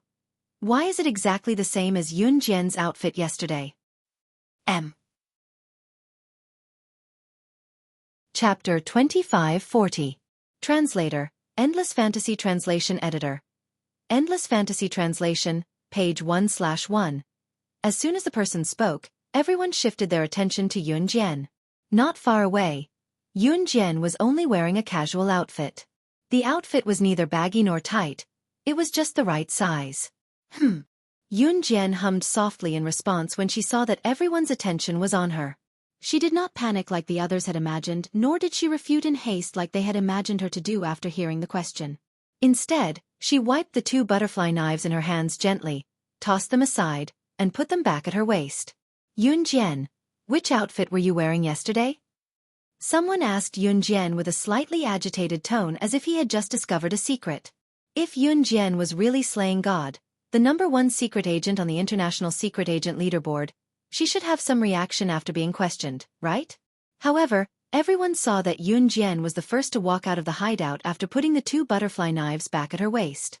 Halfway through, she glanced sideways and suddenly spoke to the crowd. The outfit I wore yesterday is over there. I'll give you guys 10 minutes to gather at the entrance. I won't wait for anyone who's late. As soon as she finished speaking, Yun Jian walked out of the hideout. Everyone knew what Yun Jian meant when she said, I won't wait for anyone who's late. If they were late, they would not be part of the escape plan this time. Therefore, everyone dared not be careless. However, before they walked out, the middle-aged man with glasses, who was he one, was the first to rush forward and hold up the tight-fitting outfit Yun Jian wore yesterday. He compared the tight-fitting outfit Yun Jian wore yesterday with the back view in the newspaper. Everyone's eyes widened at that moment. Yun Jian waited for 3 minutes in the hideout before everyone came out one after another. Looks like we've misunderstood. You're not slaying God, the #1 secret agent on the International Secret Agent Leaderboard. A middle-aged man who walked out first smiled at Yun Jian awkwardly. You almost scared me, but the style of the outfit is completely different. Also, I remember that Yun Jian wore an outfit without any accessories at the back. Zhang Meili walked over and said, this farce would end here. At that moment, Yun Jian stood in front of everyone with her red lips pursed. She did not make a sound. She seemed to have expected this outcome as there was no joy or worry on her face. The outfit was an assembled one. The accessories on the outfit could be removed at any time. Otherwise, Yun Jian would not have allowed the security camera to capture her. Boom, boom, boom, boom, boom. To boom, boom, boom. A series of gunshots were heard from afar. It was obvious that Yun Jian's men were already engaged in battle with the assassins of the leader yesterday. Yun Jian led a group of people to hide in the tall bushes. Listen to my orders and wait for the right time. When I say run, no one is allowed to turn back. Charge forward with all your might. I'll tell you to run when the damage is at its lowest. Yun Jian's gentle reminder was quickly drowned out by the sound of explosions and gunshots. Everyone nodded in unison. If one were to observe carefully, one would notice that the refugees from Country Z were crossing their arms. Everyone knew that this was the key to their survival. It was the entrance to hell. If they could escape, they would live. If they could not, they would die. Just when everyone's hearts were clenched tightly and they could not breathe, Captain Zhang Heng glanced at Yun Jian's men bombarding the enemy from afar. Then, he looked at Yun Jian and asked Yun Jian under everyone's watchful eyes. How do your men possess such powerful firearms? The battle has been going on for almost 30 minutes. This level of firepower is comparable to an underdeveloped country. As far as I know, only the underground organizations in the world have such terrifying firepower. Top reading website, M. Chapter 2541. There was nothing wrong with Zhang Heng's words. Some small countries that were not developed, or even dependent on other countries, could not even produce such firearms. Talents were also needed for the production of firearms. Some countries did not even have such talents. They could not produce all kinds of firearms and ammunition in their own country, so they had to buy them from other countries. How could such a country be powerful? On the other hand, Yun Jian's people had so many firearms. This was not something an ordinary person could have. Have you heard of a saying? Yun Jian did not answer Zhang Heng directly. She said, what saying? Zhang Heng had a weed in his mouth and a hat made of weeds on his head as he retorted. The less you know, the longer you live. Or do you choose to die now? Yun Jian's words came right after the sound of the sky-shaking cannon. Her voice was neither loud nor soft, but it reached everyone's ears. I still want to live for a few more years. Zhang Heng spat out the weed in his mouth and laughed. He did not press her further. Everyone around them was worried about their own safety. At this juncture, although Yun Jian and Zhang Heng's conversation was very interesting, their own safety was more precious. In a while, you will bring some people to cover them. Now, give me all your sniper rifles. Yun Jian spoke again after Zhang Heng finished his sentence in a joking manner. What do you want to do? Zhang Heng asked again. As he asked, he also asked his men to give all their sniper rifles to Yun Jian. Zhang Heng felt that talking to Yun Jian was not like talking to a 19-year-old rookie in the special forces. Instead, it was like talking to a powerful veteran who had been on the battlefield for many years. Yun Jian did not reply to Zhang Heng's question. After all, the army stationed at the border had been stationed here for many years and was familiar with the terrain. It was not easy to kill them in a short period of time. For Mu Ying, who was far away in country Z, what was happening here was a completely different world. Perhaps from the moment Mu Ying died for Yun Jian in the Enhun organization, she and Yun Jian were destined to never return to how they used to be. Mu Ying's own physical body had actually disappeared from this world. Her consciousness had been extracted by a perverted doctor and forcefully stuffed into her current body. When Yun Jian found her and brought the Mad Dragon to her side, Mu Ying had already accepted the Mad Dragon. But recently, Mu Ying found that she often fainted suddenly. That feeling was the same as when she had died. In the past 2 days, she had suddenly fainted 5 times. Moreover, the frequency of her fainting had increased recently. Mu Ying suddenly realized that before that perverted doctor had passed away, he had said that if it weren't for the unique potion he had invented to maintain her current state, her current physical body could push out her soul at any time. When the physical body completely pushed out the soul, she would, in a sense, die again. Before that perverted doctor died, he had said that this situation would usually occur 20 years after she had merged with her physical body. But now, could it be that it had been brought forward? So Mu Ying had closed her door and refused to see anyone for the past 2 days. Even when Mad Dragon came to find her, she had used all kinds of excuses. In the end, Mu Ying pinched her knuckles until her knuckles turned white. Then, she typed a text message on her phone and sent it out. "Don't come looking for me again." There was no reason. But less than 10 minutes after this text message was sent, bang! The floor-to-ceiling window in Mu Ying's room suddenly made a crisp sound. In an instant, a tall man dressed in black used his body to directly break through the window and jumped in.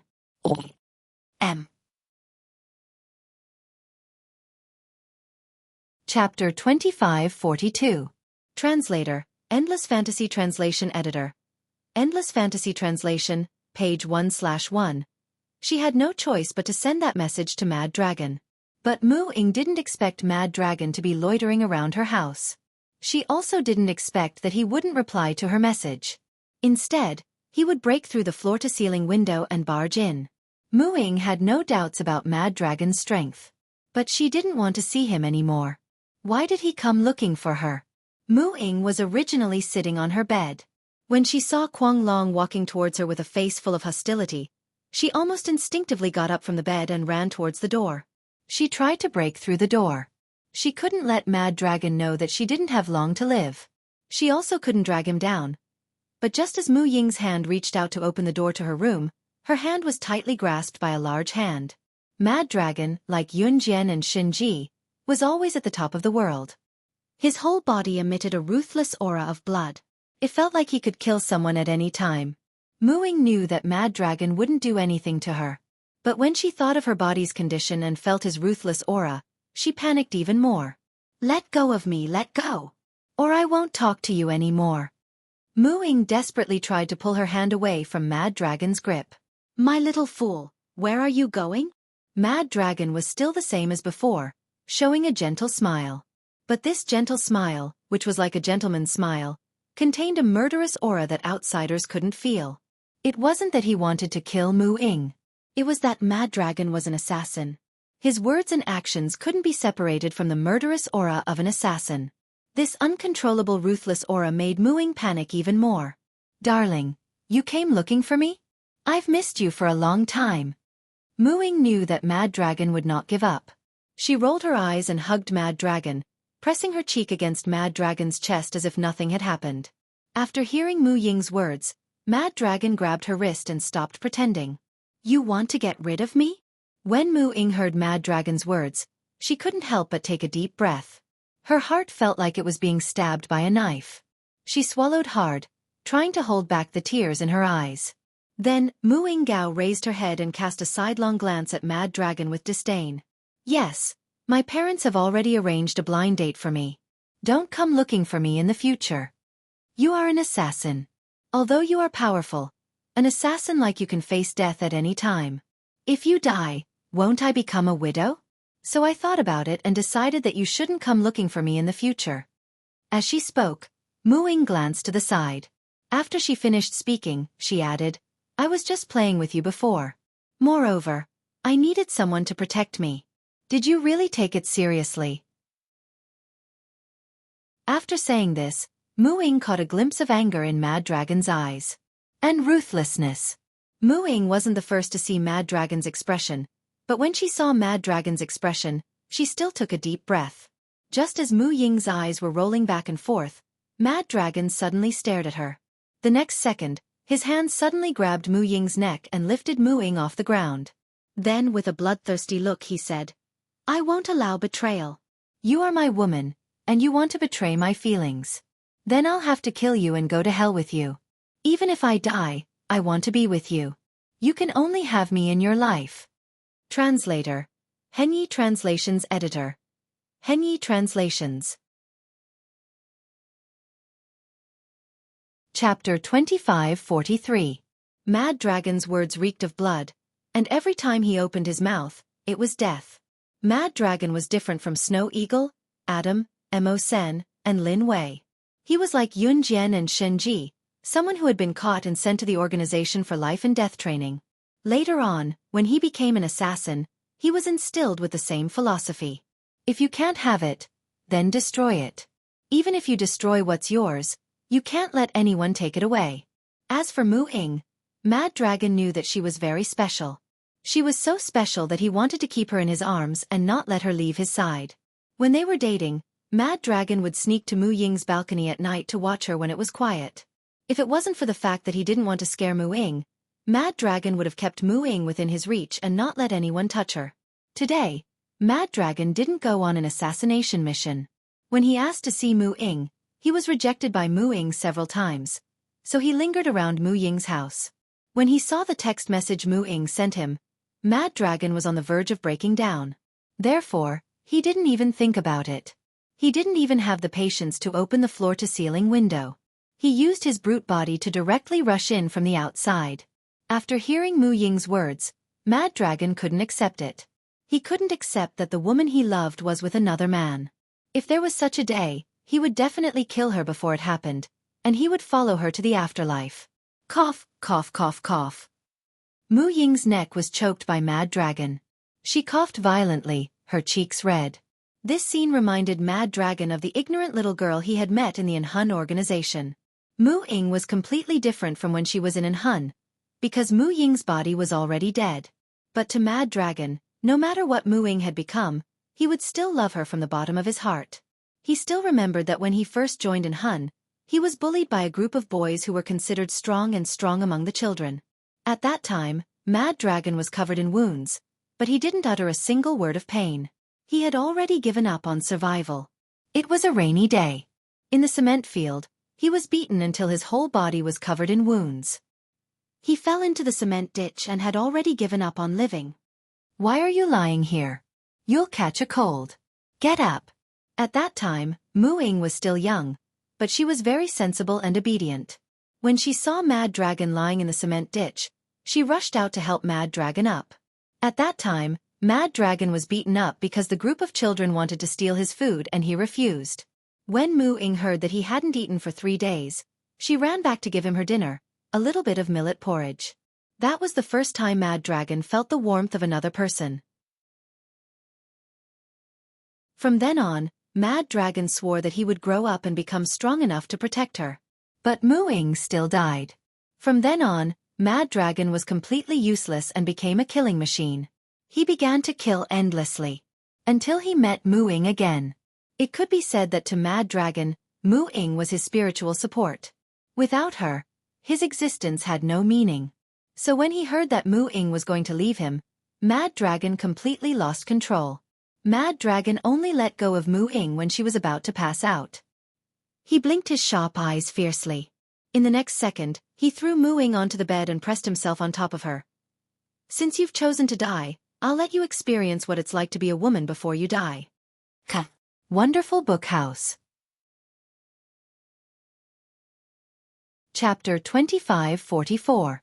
Translator, Endless Fantasy Translation Editor, Endless Fantasy Translation Translator, Endless Fantasy Translation Editor, Endless Fantasy Translation Translator, Endless Fantasy Translation Editor, Endless Fantasy Translation. Mad Dragon's bloodthirsty and sinister voice sounded, as if he would turn into a vampire and bite off her neck if the person under him showed any signs of resistance. Mu Ying was thrown onto the bed by Mad Dragon. Her hands, which were struggling slightly, stopped struggling after hearing Mad Dragon's words. She was about to die anyway. If he could get some peace of mind by taking her body, she would give it to him. At the border of N country, near the battlefield, Yun Jian and a group of people were still hiding there. At this moment, everyone was focused on the battlefield in front of them. Everyone knew that this time, it would be the key that would determine their life and death. Once Yun Jian gave the order, they would run away without looking back. At this moment, they were waiting for the right opportunity. Captain Zhang, are you ready? Yun Jian squatted in the grass and glanced at Zhang Hang from the corner of her eye as she asked softly. My men and I are always ready. After I send them safely away from the border, I will rush back with my men. Yun Jian, sorry for the trouble. Zhang Hang replied to Yun Jian. Yun Jian smiled when she heard this. When the people around them heard the conversation between Yun Jian and Zhang Hang, they already had a hunch that Yun Jian was about to give the order to run. Sure enough, in less than 3 minutes, a melodious female voice suddenly rang out. Run! Everyone ran in the direction they had agreed on earlier, afraid that they would lose their lives if they were too slow. The army of N country stationed at the border was almost wiped out by Yun Jian's men. But even so, there were still about 100 people. Seeing a group of refugees from Z country trying to escape, the group of N country people carried their guns and tried to stop them. Everything went according to Yun Jian's plan. When the number of N country people stationed here was the lowest, the refugees ran towards the border. In less than 3 minutes, N country's reinforcements arrived at the scene. At this time, the refugees were still not completely out of danger. Use the cannons. Blast them to death. None of the Z citizens are allowed to escape from country N. Blast them to death. Seeing that most of the N nation troops stationed here had been wiped out, the leader of the reinforcements who had rushed over roared furiously. Following that, more than 10 cannons were deployed in a formation. There was only 1 minute left. In just 1 minute, the refugees from Z country who had escaped from the danger zone would be free. The reinforcements from country N who had rushed over were unable to catch up with the hundreds of refugees who were about to escape from country N. However, if more than 10 cannons were to bombard them simultaneously, the refugees would still die. Oh no! Everyone, run! Run! Don't look back! Zhang Hang had already realized that something was wrong. With more than a dozen cannons firing at the same time, even if Yun Jian was there, she wouldn't be able to buy them the last minute to escape. Because she, Yun Jian, was all alone. No matter how fast one could use a sniper rifle and aim accurately, the sniper rifle still needed to be reloaded. After sniping the more than 10 N nation people who were operating the cannons, there would still be more people to fill in. Unless Yun Jian had 3 heads and 6 arms, or a machine gun that could fire hundreds of bullets in succession, the refugees would all die on the spot. It was over. Other than the refugees, the special forces who were covering the rear all realized that this was a hopeless situation. However, they still followed the plan that they had previously agreed on. Not a single one of them fled at the last minute for their own sake. It was a pity that they didn't have the time to return to the embrace of their motherland and say goodbye to their family and friends.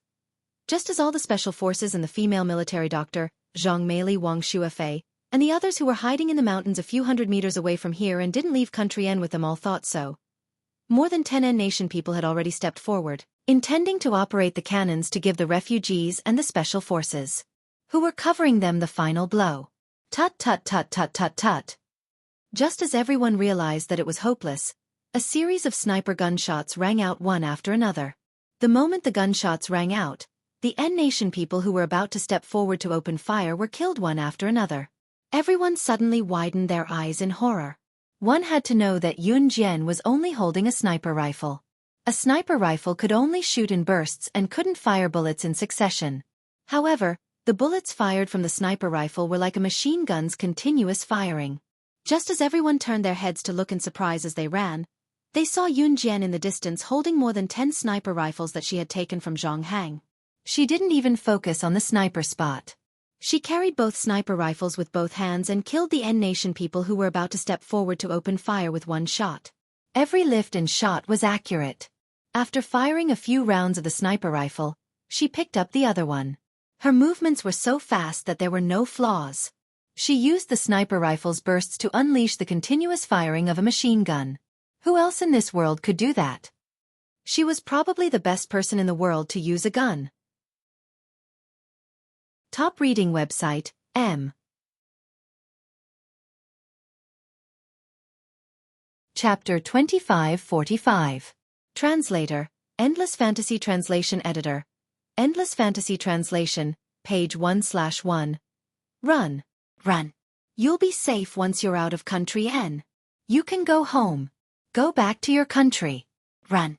Zhang Hang turned his head as he ran. His face was filled with joy when he saw this scene. In order to encourage the refugees to retreat as quickly as possible, he shouted in the smoke-filled battlefield. His voice was so loud that it almost broke his throat. However, Zhang Hang's face was filled with joy. They had safely sent the refugees out of country N's borders. These hundreds of refugees could finally go home. Walk another 100 meters and someone will come to your aid. The people of country N aren't stupid enough to chase us out of their own borders. Goodbye. After Zhang Hang said this to the refugees, he raised the rifle in his hand and turned to the Special Forces soldiers standing beside him. Brothers, it's time to charge over with me. He told Zhang Hang and the others that the refugees were the most worried. The refugees didn't have the ability to protect themselves. This was equivalent to giving Zhang Hang and the others someone to worry about. Now, there was no one behind them that they needed to protect. This meant that they could go all out. They would let the people of country N witness the strength of the special forces of country Z. Charge! Charge, let's fight it out with those bastards of country N. Wang Xiaofan, Zhang Meili, and the other female military doctors weren't arranged to return to their country. They were currently on a mountain and observing the scene. They had taken in Yun Jian's awe-inspiring performance just now. Other than being shocked, Wang Xiaofan, Zhang Xueli, and the rest of the girls were also astounded. Yun Jian was actually so adept at using a sniper rifle like a machine gun. She even saved the refugees, Zhang Hang, and the others all by herself. After they recovered from their shock, Zhang Hang and the other Special Forces soldiers had already rushed back. The reinforcements from country N were greatly weakened and gave up the chase.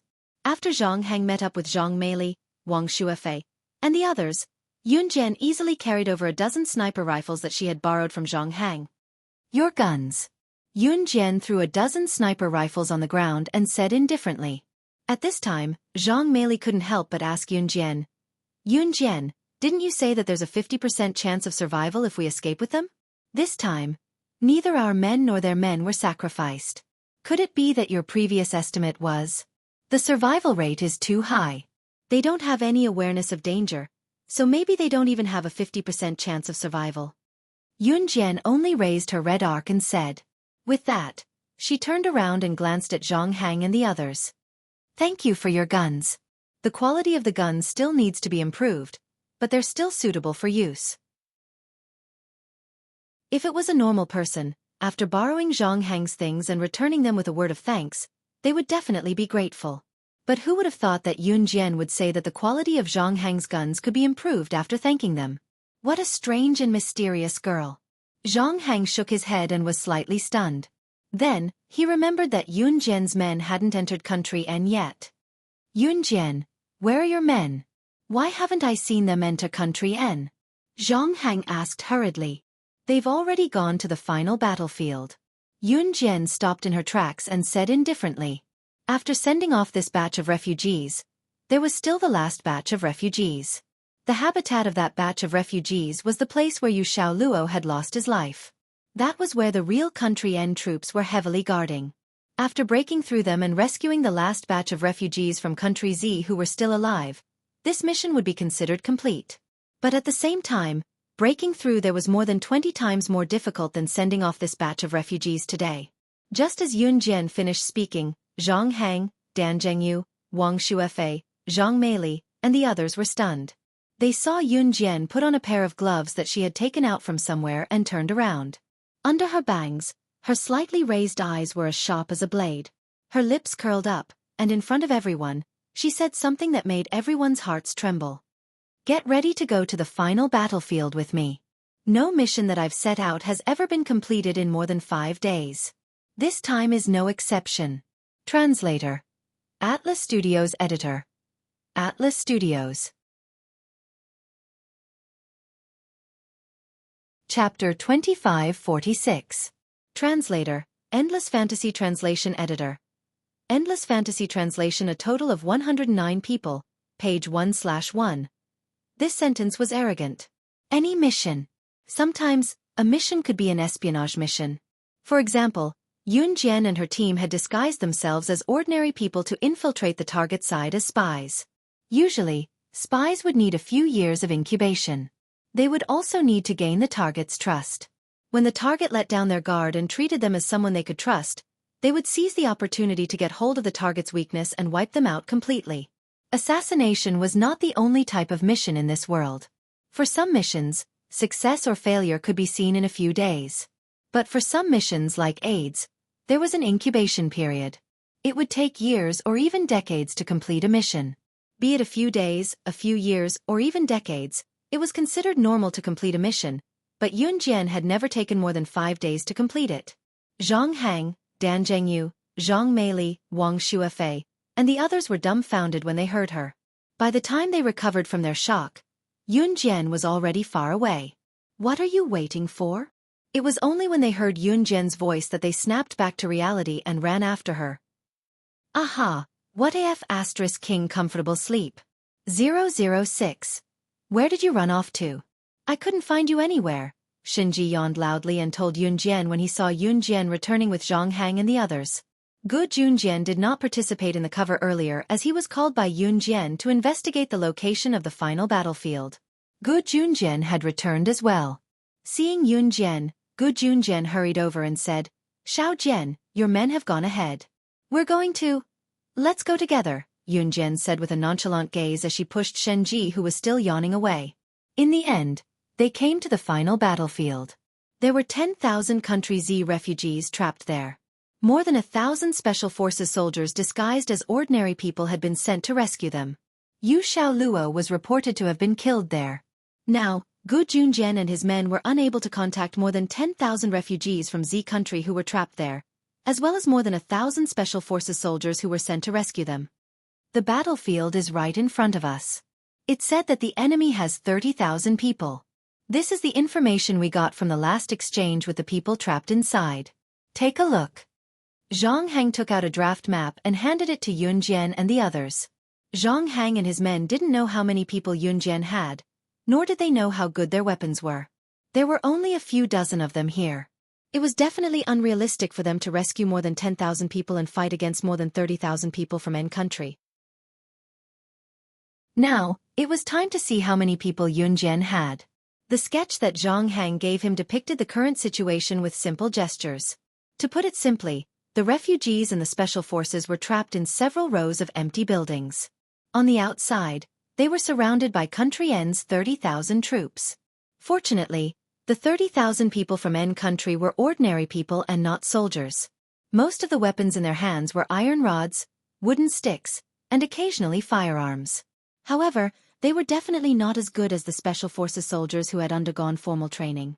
Therefore, the 30,000 people from N country had surrounded the 10,000 refugees from Z country, and more than 1,000 Special Forces soldiers in a large circle. Yun Jian, how many people do you have?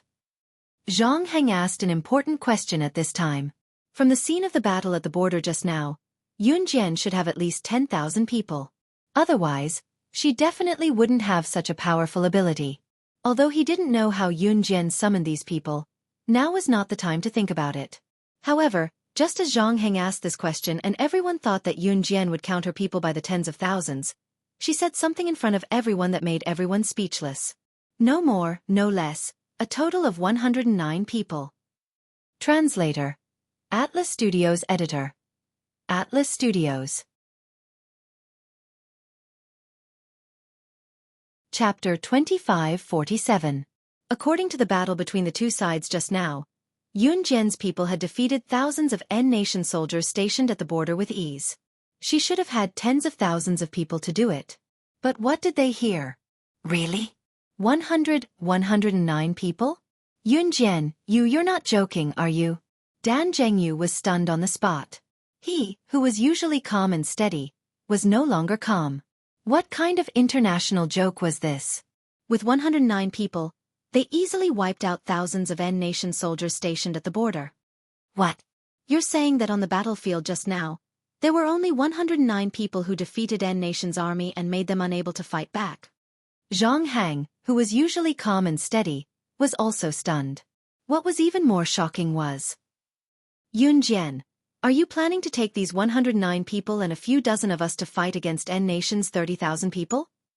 Zhang Hang immediately reacted and asked loudly, do we still have a way out?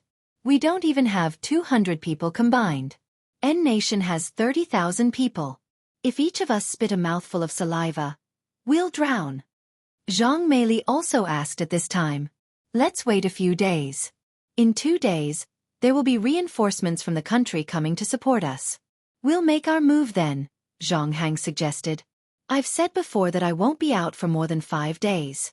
If you want to quit, I won't force you. Yun Jian didn't give anyone a chance to refute. She stepped forward, and her slender figure appeared in front of everyone. Just like that, she walked forward. Halfway through, she turned sideways and said to Gu Junjian, Dad, what's your plan? I'll go with you, Gu Junjian said without hesitation. Crazy. She's really crazy. Even if she was willful a few times before, that's fine. But now, she wants to fight against 30,000 people with only 100 people. Even if it's easy for 100 people to deal with a few thousand people at the border, this time, they have 30,000 people in their hands. She's obviously sending herself to her death. Wang Xuefei exclaimed in shock. Hearing this, everyone present was horrified. You're the ones who are going to die. Shenji couldn't help but retort when she heard Wang Xuefei's words. With that, Shenji didn't wait for Wang Xuefei's reply. She walked over to Yun Jian. 006. This is the feeling I want. I have killed countless people in my life, but I have never saved anyone. Today, for you, I will help you save people. With that, Shenji paused. Just as everyone was moved by Shenji's touching words, a voice suddenly rang out.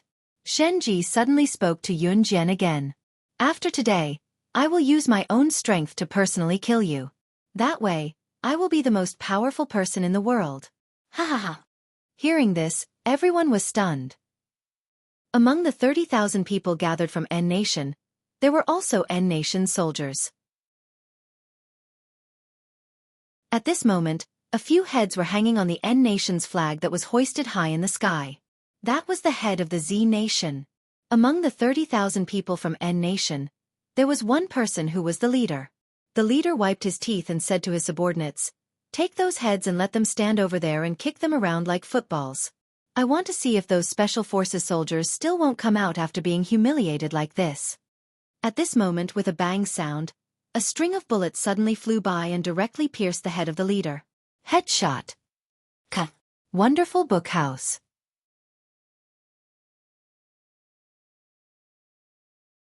Chapter 2548. Translator, Endless Fantasy Translation Editor, Endless Fantasy Translation, page 1/1. Translator, Endless Fantasy Translation Editor, Endless Fantasy Translation Yun Jian, who had suddenly appeared in front of them and put away her sniper rifle. Their eyes widened and their faces turned pale. Just like that, the leader of the commoners that they had painstakingly chosen was killed without a sound. This little girl was definitely not a simple character. And she had also said, killing their leader was the first gift from the Kosha mercenaries? Kosha mercenaries? The internationally famous Kosha mercenaries? A middle-aged man who was standing beside the 30,000 Nigerians' leader, who was shot in the head by Yun Jian, exclaimed in shock. His legs were covered in thick black leg hair and his stomach was so big that even his short sleeves could not cover it. This middle-aged man with thick black leg hair was the subordinate of the leader who had been killed by Yun Jian. His name was Kalamantan. Kalamantan had followed the leader who had been killed by Yun Jian and bullied the Z people. He had organized the N people to gang rape women and humiliate the Z people. But in fact, Kalamantan had always wanted the position of the leader who had been killed by Yun Jian. At best, Kalimantan was only a staff officer under the leader. But now that the leader was dead, Kalimantan was grateful to Yun Jian. Of course, this gratitude only included not killing her. Little girl, have you heard of this saying? In times of war, who cares if you are a member of the Kosha mercenaries? But since you have delivered yourself to us today, don't blame us for being rude. If you know what's good for you, you'd better come down yourself. We promise to torture you gently. As long as you serve us well, I promise you will not die. Otherwise, who cares if you are a member of the Kosha mercenaries? We can't even protect ourselves now. Who are you trying to scare? Kalimantan snorted a few times and stared at Yun Jian's body, which was wrapped in tights and pants. Kalimantan's promise to keep you alive was already the biggest favor. For Kalimantan and the others, the Z women they caught were usually gang raped on the street and killed directly. Oh, this woman is quite stupid. She used the Kosha mercenaries to scare us. The Kosha mercenaries are indeed powerful. If it was in the past, I would be afraid of them. But she doesn't look at our situation now. Our country is going to die. Who cares if she is a Kosha mercenaries? I am not afraid of them. Unless they are like the legends, they are as rich as a country. Because they have the same military power as a powerful country. But this, is it possible? A person from N country standing next to Kalimantan also laughed happily, and his tone was full of sarcasm. Woman, come down quickly if you know what's good for you, otherwise you will suffer a fate worse than death later. I really want to have a taste of the women of the Kosha mercenaries. N country was in chaos. The two sides were at war. At this time, the country was already torn apart. For the N people, the Kosha mercenaries were not even able to protect themselves now. It was uncertain whether they could survive until tomorrow. So when they heard Yun Jian's words, everyone was stunned. She was pretending. More than 10,000 Z people and more than 1,000 special forces were surrounded in rows of abandoned buildings by N country's 30,000 people. A scout who went to investigate nearby and found Yun Jian quickly came back and reported the news to the leader of the more than 1,000 special forces. What? Only one person? And it's a woman? 2 days ago, our female special forces were sent out, and they were all humiliated to death like that. This time, I will definitely not let our Z people suffer the slightest bit of persecution. Brothers, follow me. When the leader heard the news, he was sitting on the ground with his eyes closed. At this moment, he stood up from the ground with a whoosh, set up a rifle and walked out. Translator. Atlas Studios Editor. Atlas Studios.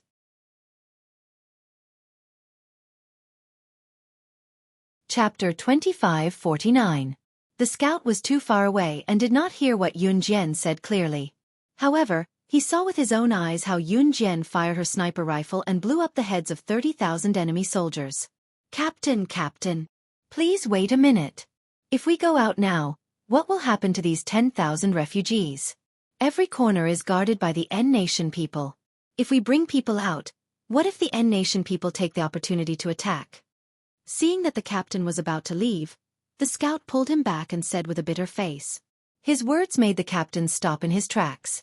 Yes, he could not joke around with the lives of these 10,000 refugees. Behind him were more than 10,000 refugees who needed to be protected. With a bang, the captain punched the wall and lowered his head in pain. Do I have to watch my fellow countrymen who came to rescue us be humiliated to death again?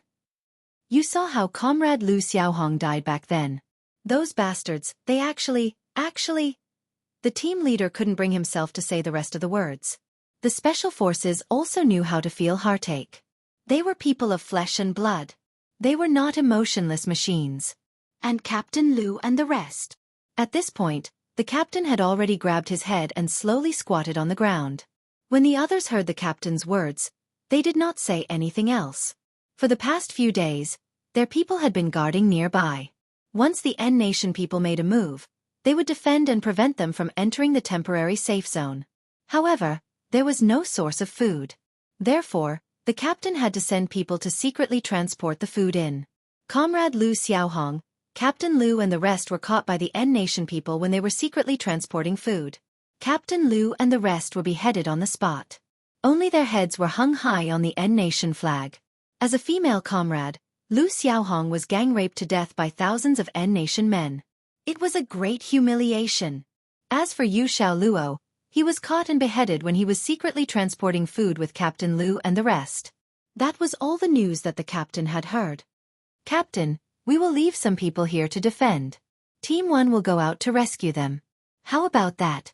Seeing the captain's pained expression, the special forces beside him did not feel good either. At this moment, a special forces soldier suggested. Okay. The team leader grabbed the rifle and stood up. Just as the team leader was about to lead them out, one of the refugees who had heard the news, an elderly woman walked over to stop him. Captain Fan, you can't just leave us here. Captain is only saving people. He won't abandon you. The special forces soldier who was standing beside Captain Fan just now replied. But, what if the people from N-Nation rush in again? The old woman led a group of people and refused to give way. Captain Fan, I beg you. Don't go. Hearing the old woman's words, the group of refugees all knelt down in front of Captain Fan. In the face of life, what was dignity? No one ever cared. When people are in desperate straits, there are many selfish people. This is not rare. What was truly rare was a person who stood up and spoke for the sake of others in a desperate situation. Country Z. Mu Ying's house. Mad Dragon pinched Mu Ying's chin with one hand and quickly unbuckled his belt with the other. When he saw that Mu Ying was silent, his anger dissipated instantly. The next moment, he suddenly hugged Mu Ying, who was lying silently on the bed, and begged Mu Ying in the most belittling tone he had ever used in his life. Ying, my silly girl, what's wrong with you? What happened? Can you tell me? Let's solve it together. As long as you don't leave me, I will do anything you want. If you don't like my profession, then I will quit the assassin circle. If you don't like me, I can change. Just don't leave me. Wonderful Book House.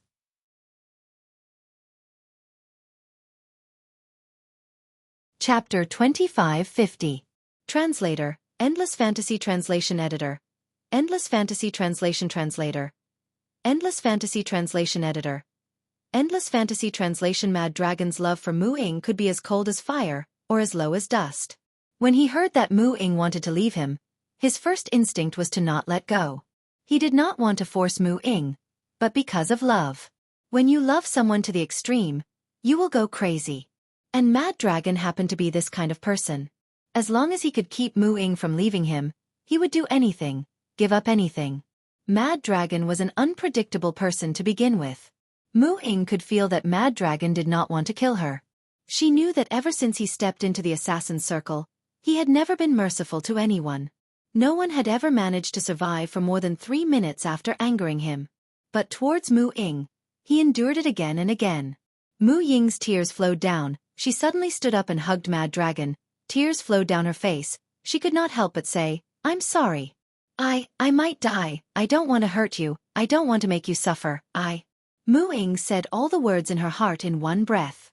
She thought that after breaking up with Mad Dragon would not be so sad after knowing that she was dead. But Mu Ying was wrong. She wanted to cherish the present. Hearing Mu Ying's words, Mad Dragon's face did not show any sadness. He touched Mu Ying's head and said as usual, "So that's how it is, silly girl. I'm here. Everything will be fine." "Will it really be fine? I'm afraid that if I really leave one day, you will be sad." Mu Ying looked up at Mad Dragon and said, "Yes, it will be fine." Mad Dragon touched Mu Ying's head. Mu Ying's heart skipped a beat. She hugged Mad Dragon back, and suddenly leaned over to kiss Mad Dragon's lips. Unlike the previous kisses, this kiss carried an unusual aura. Mad Dragon, who had peeped at her for her whole life, how could his beloved woman take the initiative to give him her body?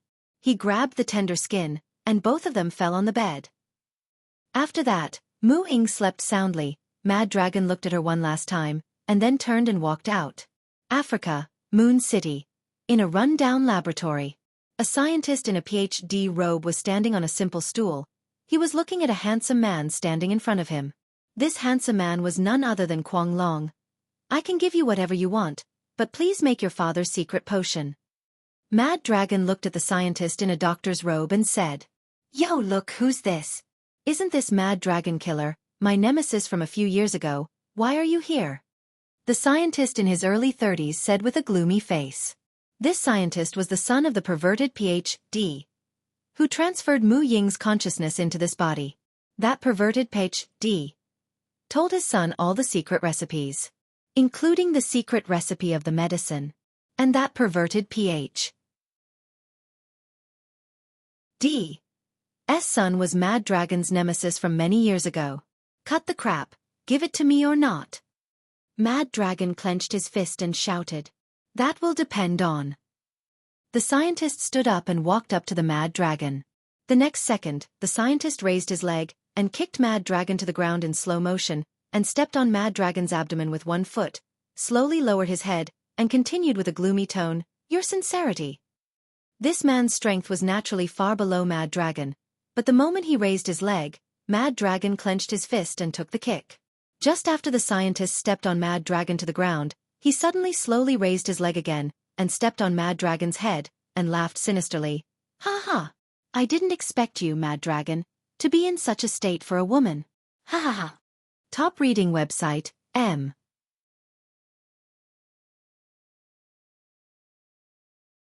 Chapter 2551. Please wait for a moment. After the content has been updated, please refresh the page to get the latest update.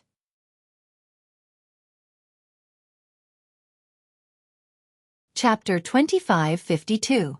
The reason why the people of N Nation were not afraid of Yun Jian or the Kosha mercenaries was that the Kosha mercenaries were no longer a threat to them. There were indeed international rumors that the military reserves of the Kosha mercenaries were comparable to that of a powerful country. And their wealth was comparable to that of a country.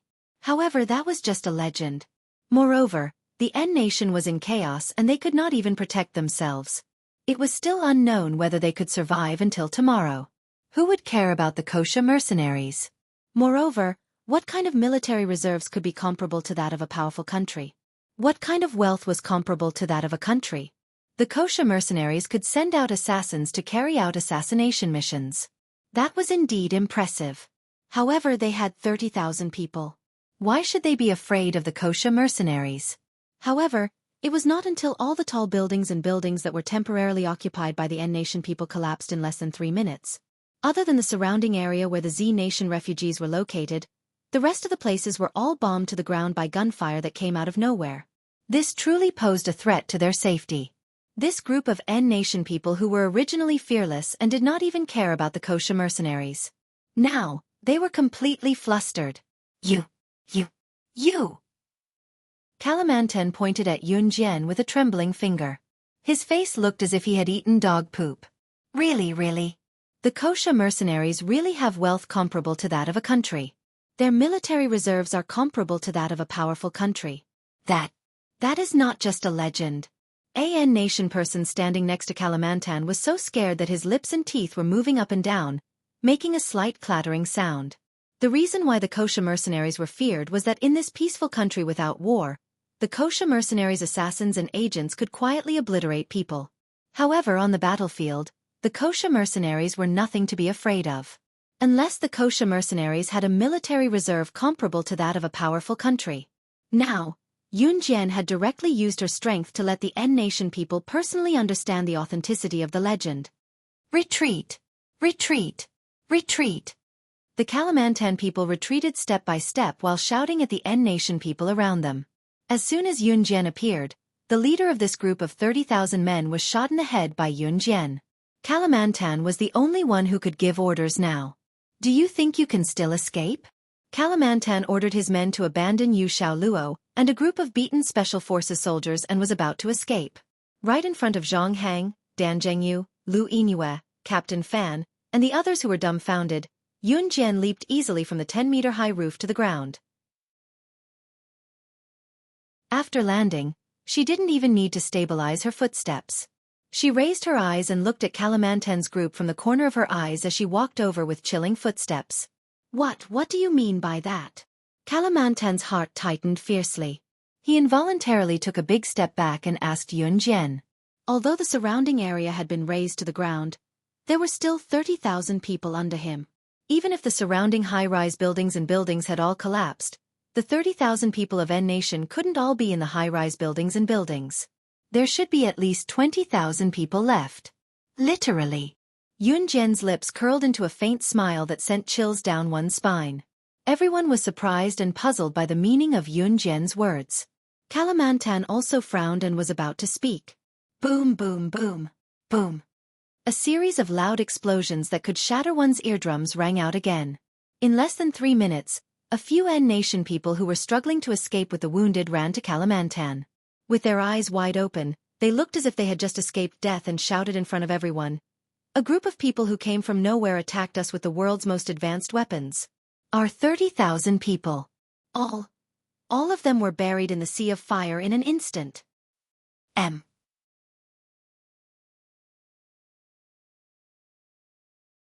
Chapter 2553. The 30,000 people who died in the fire were the ones who bullied women on the street, killed strong men from Z country, and kicked their heads around like basketballs. This group of crazy people who didn't need any sympathy or pity were the scum of society. What? 30,000 people all died in the fire in an instant. The first to react and shout was not Kalamantan, who was the leader of the 30,000 people from N country, but Zhang Hang. Captain Fan was startled by Zhang Hang's exclamation. Zhang Hang was a special forces soldier who came to support. Captain Fan knew Zhang Hang. So Captain Fan instinctively thought that Zhang Hang had brought reinforcements to save them. In spite of it, Zhang Hang's next words, pointing at Yun Jian, stunned Captain Fan and the rest of them. She had only sent 109 people. But these 109 people actually wiped out 30,000 people from N country. There were only 109 people, and no large-scale reinforcements. These 109 people wiped out 30,000 people from N country. This. Captain Fan's face froze. Even the people he brought with him were dumbfounded. 100 people against 30,000 people. And a total victory. This was simply 1 against 300. Was this even something a human could do? Who the hell is she? She's so powerful. One of Captain Fan's men looked at Yun Jian and sighed. But before Captain Fan, Zhang Hang, and the others could react, a large group of people suddenly surrounded them. One of them, a woman with an alluring figure who was dressed similarly to Yun Jian, walked over. 006. Your team is not bad. These 109 people have been trained well by you. It's effortless to command them. Why don't you name a price and let me adopt your 109 people? The person who came was none other than Shen Ji. At this moment, Shen Ji raised her hand. Her slender hand brushed her long hair behind her ear. Like a graceful Buddha, she stood in front of everyone. Since Shen Ji had brought Yun Jian's 109 people to the crowd, it meant that other than Kalamantan and the few remaining N country people, the other 30,000 people had already died in the fire. Even if he didn't die, he would be trapped under a tall building. If no one came to save him, it meant that he was not far from death. Clearly, Yun Jian and Shen Ji didn't care about Kalamantan and the others at all. Give me all the savings you've accumulated over the years, and I'll consider giving him to you. At that moment, Yun Jian walked towards Shen Ji. She narrowed her eyes and spoke softly. You're too greedy. I don't want it anymore. Just wash your neck and wait for me to kill you. Shen Ji clicked her tongue. After that, she curled her lips and turned to leave. Quick! Hurry up and organize the refugees to leave. Captain Fan was very smart. Seeing this, he turned around and hurriedly ordered his men standing behind him. Yes, Captain. Captain Fan's men were overjoyed, and with the fastest speed in their lives, they turned around and ran towards the 10,000 refugees. Originally, in a few days, a large number of Z country's special forces would come to the rescue. But now that Yun Jian's men had solved this problem, it could be considered a great achievement. Otherwise, who knew how many innocent people and the special forces who had come to support N country would have lost their lives here? Kalamantan saw Shen Ji turn around and leave. He moved his feet lightly, wanting to take the opportunity to retreat. But just as Shen Ji turned around and walked away, she suddenly raised her hand and pointed the gun she had prepared at Kalamantan and the few remaining N country people. Bang! Bang! Bang! Gunshots rang out. By the time everyone reacted, Shen Ji had already killed all the N country people. She put away her gun and looked at Yun Jian. 006. I helped you solve your last problem. You owe me a favor. I'll pay with your life in the future. Wonderful Book House.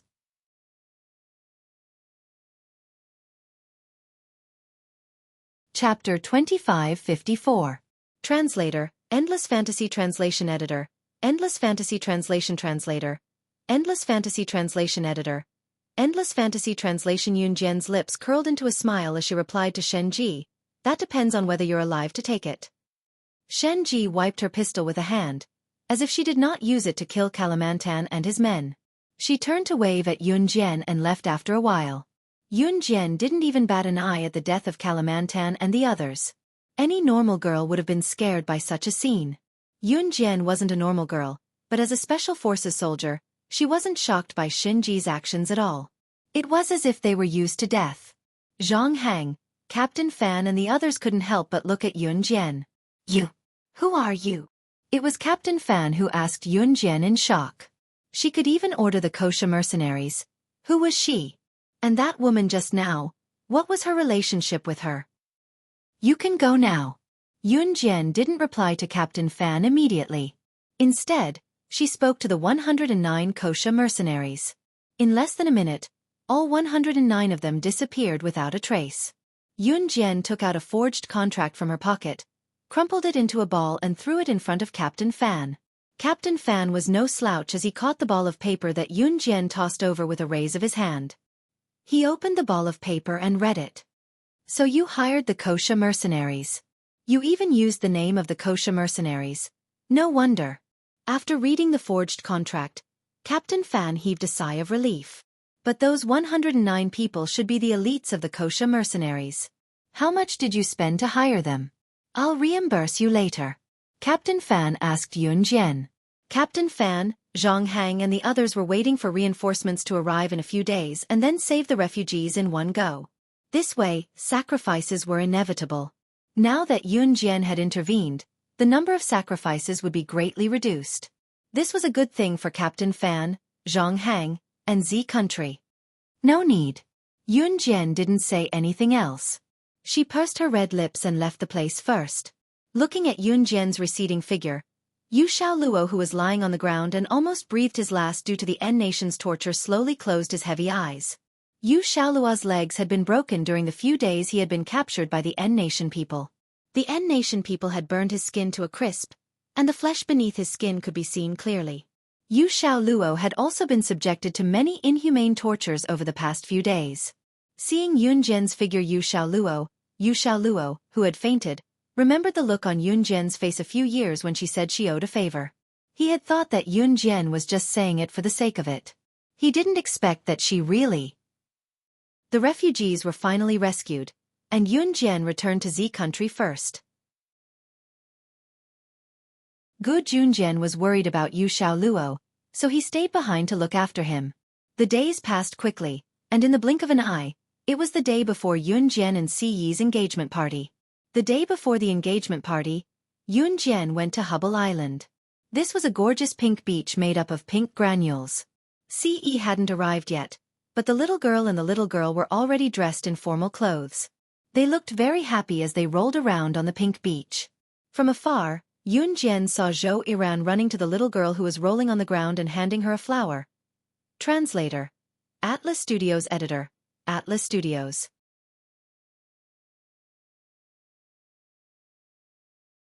Chapter 2555. He plucked that flower during art class last week.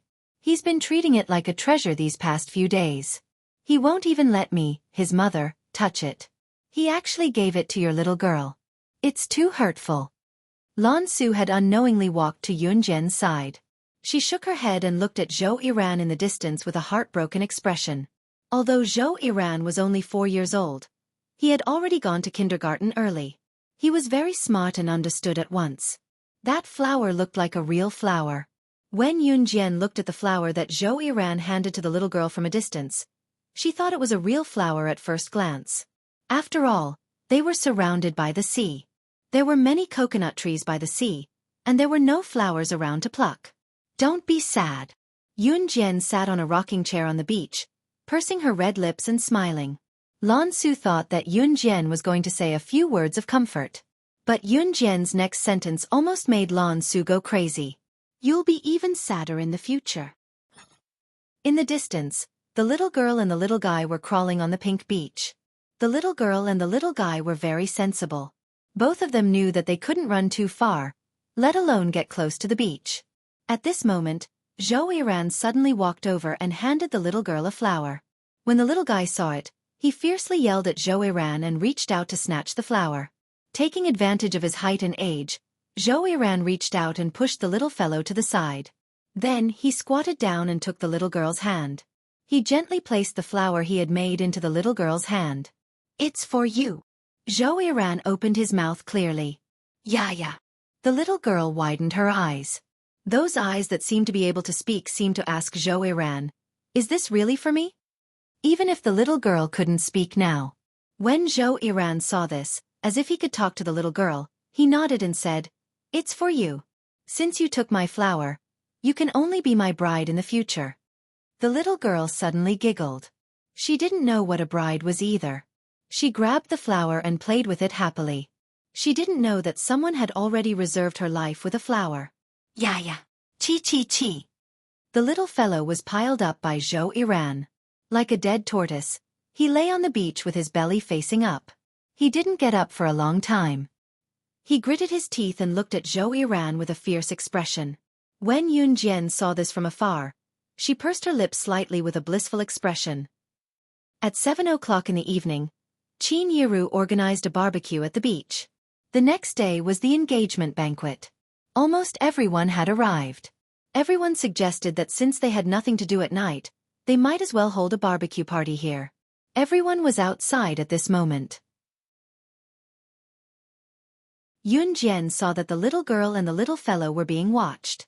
She turned around and went back to the house, intending to take a bath. Ce was supposed to arrive in the wee hours of the morning. After returning to the rented seaside villa, Yun Jian reaches out to turn on the light in the living room. Suddenly, a slender large palm pressed down on her small hand. Another large palm came from behind Yun Jian and covered Yun Jian's mouth. The person who appeared out of nowhere pulled Yun Jian to the living room table and pushed Yun Jian onto the table that could be entered at any time. The person covered Yun Jian's mouth and pressed down on Yun Jian with a force that even Yun Jian could not resist, before leaning into her ear. The moment the familiar voice rang, Yun Jian felt her legs in a miniskirt being pressed down by the familiar figure in the dark villa living room and slowly parted.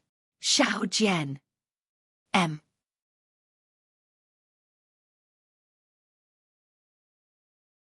Chapter 2556. Translator, Endless Fantasy Translation Editor, Endless Fantasy Translation, page 1/1. Translator, Endless Fantasy Translation Editor. Endless Fantasy Translation CE suddenly appeared and pinned Yun Jian on the big table in the middle of the living room of the seaside villa.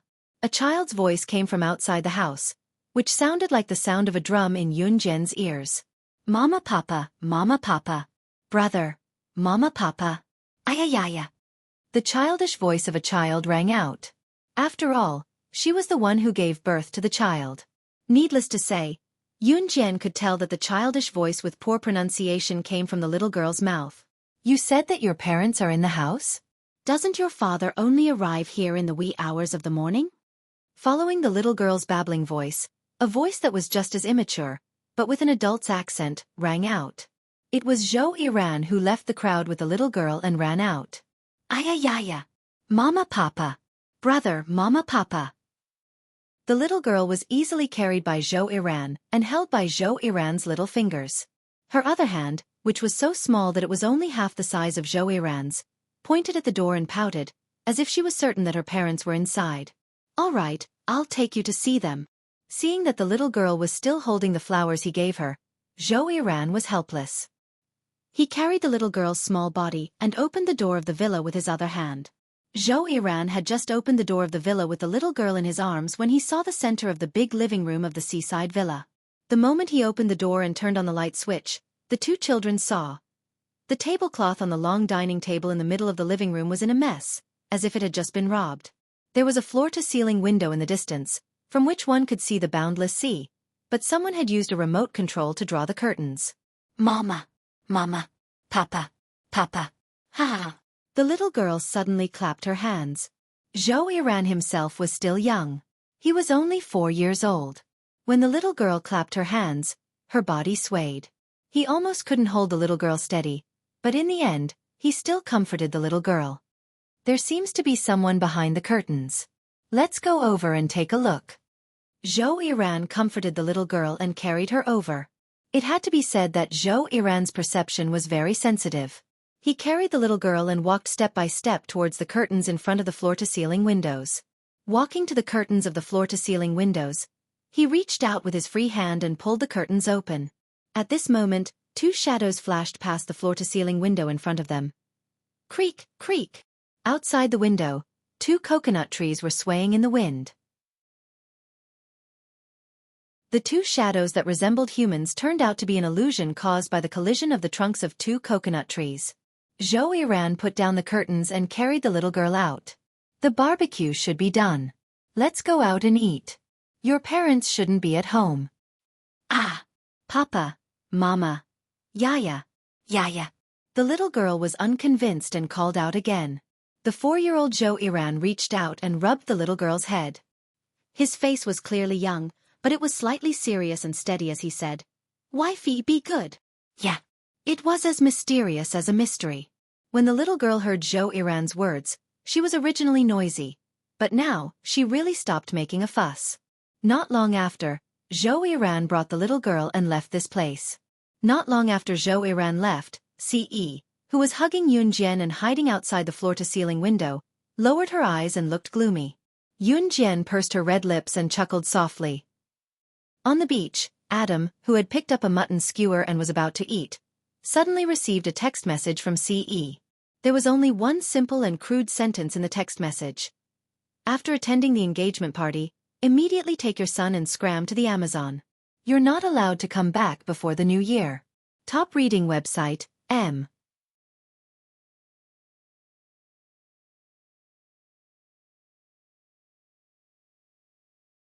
Sending me to the Amazon or something like that, or...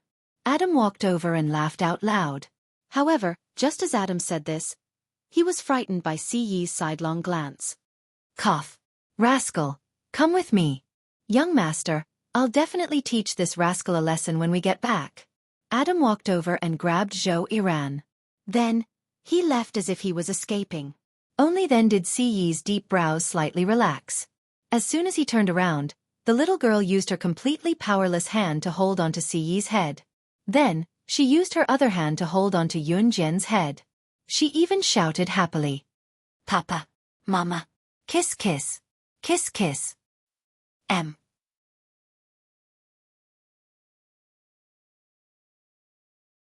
Chapter 2558. Translator, Endless Fantasy Translation Editor. Endless Fantasy Translation. Qin Yiru's mother called her old friend, page 1/1. The little girl used all her strength to knock Ce's head against Yunjian's head. Yunjian's face was flushed red. Qin Yiru, Gu Junjian, Shui Ying, Lin Wei, Mo Sen, Luo Mei, Lan Su, and everyone else were standing around them. Moreover, the people around them were all looking at them. When Qin Yiru saw this scene, she suddenly remembered that not long ago, the little girl had held a photo of the family of 4 with Yunjian, Ce, and the little girl. In the photo, Yunjian and Ce were folded so that they were kissing. She was really a mischievous child. She knew everything. Who was the one who taught him that? Seeing this scene, even Qin Yiru was a little shy. Qin Yiru hurried over, clapped her hands, and coaxed the little girl in a coaxing voice. Yuan, come, Granny will carry you. Your brothers have all gone to the beach to ride the waves. Granny will take you to play with them. Come. No.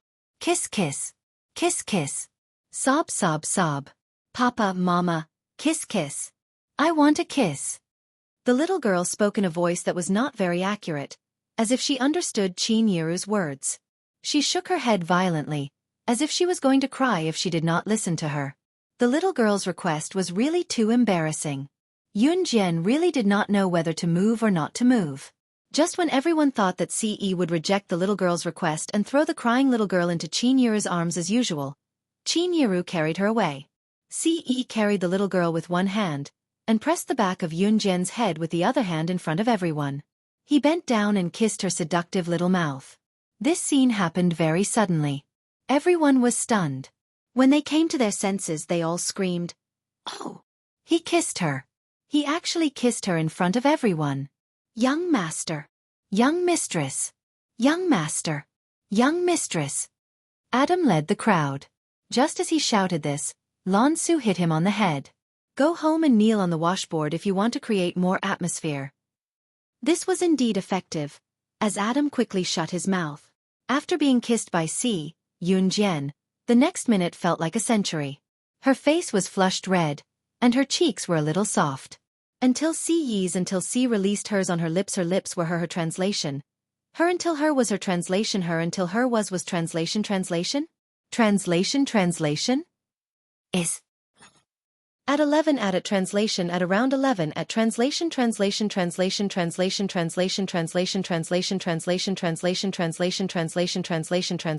at on S translation in buses at.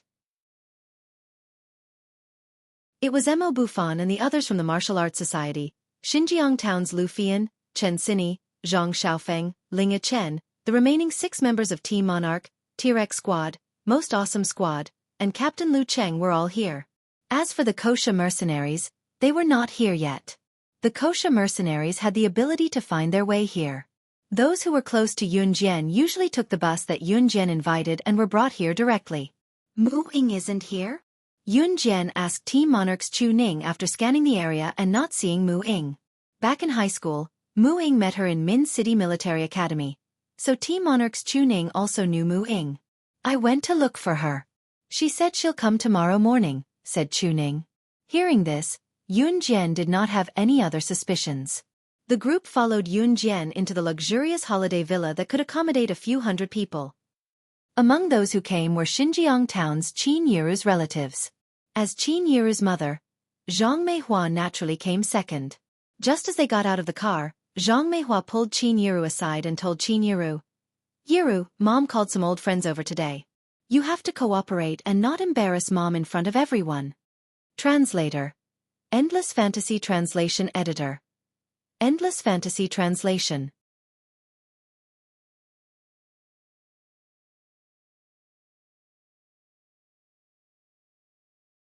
Chapter 2559. Today, not only were Zhang Meihua's relatives present, she had also invited some of her younger and older friends.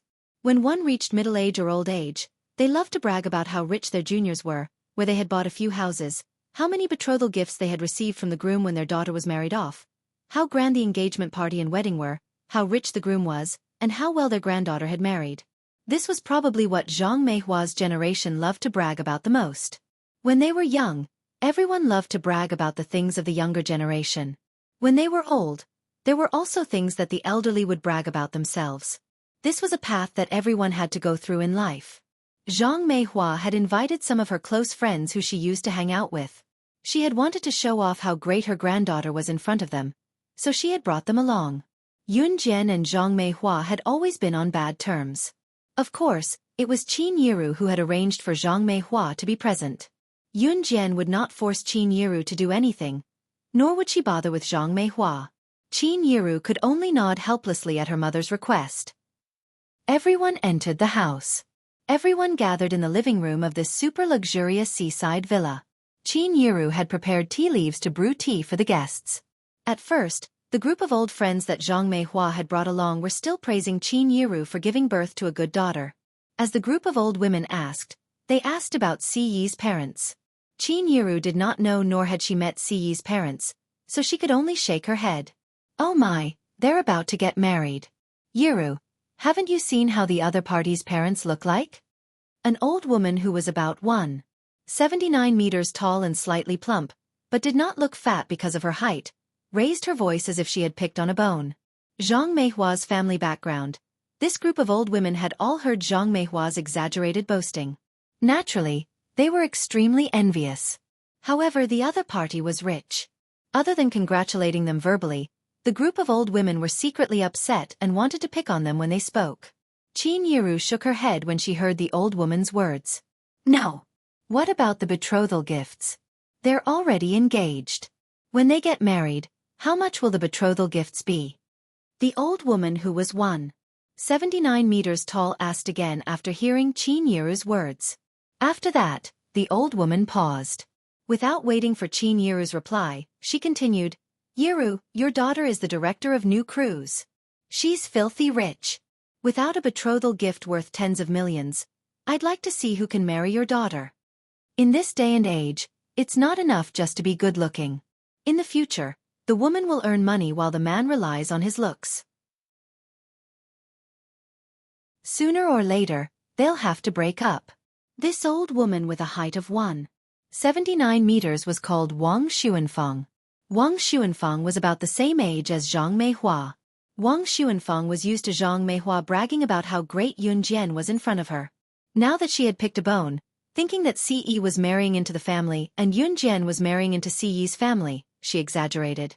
To put it bluntly, she was mocking Ce for being poor and penniless. Yun Jian was amazing, but marrying a man who might not even be able to fork out the wedding money was enough to make her a laughingstock. There was no perfect person after all. Wang Xuanfang chuckled inwardly, thinking about exaggerating the matter when she went back. However, less than half a minute after Wang Xuanfang said those words, a cold and magnetic male voice suddenly sounded out. With lightning speed, he directly replied to Wang Xuanfang, Adam, pass down the order. After the engagement banquet starts tomorrow, all restaurants in Country Z will operate for 3 days free of charge to celebrate Mai and Xiao Jian's engagement. All expenses will be charged to my account. M.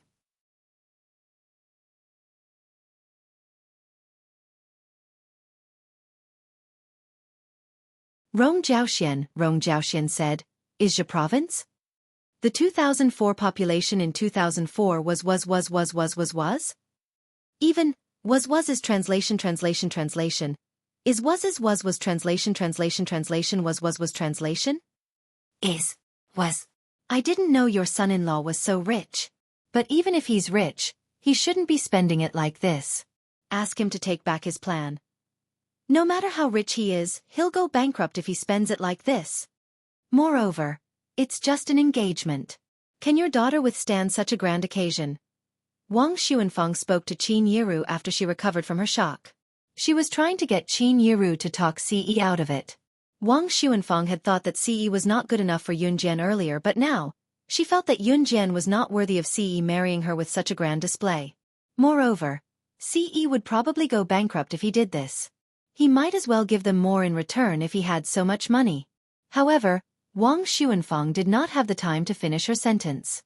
Just as Wang Xuanfang said that, Shuiying slammed his phone on the table without waiting for Ce to step in. He glanced at Wang Xuanfang from the corner of his eye and repeated what Ce had told him earlier. All restaurants in Country Z will be open for free for 3 days. You'll only need to spend 10 days of my young master's income. Young master's betrothal gift to young madam is that all the money and assets in young master's account will be given to young madam. Not a single cent will be left. Translator, Endless Fantasy Translation Editor. Endless Fantasy, you're tuning in to the Xiaofan's Wuxia Tales YouTube channel. Don't forget to subscribe and join us on this journey to catch the most captivating stories.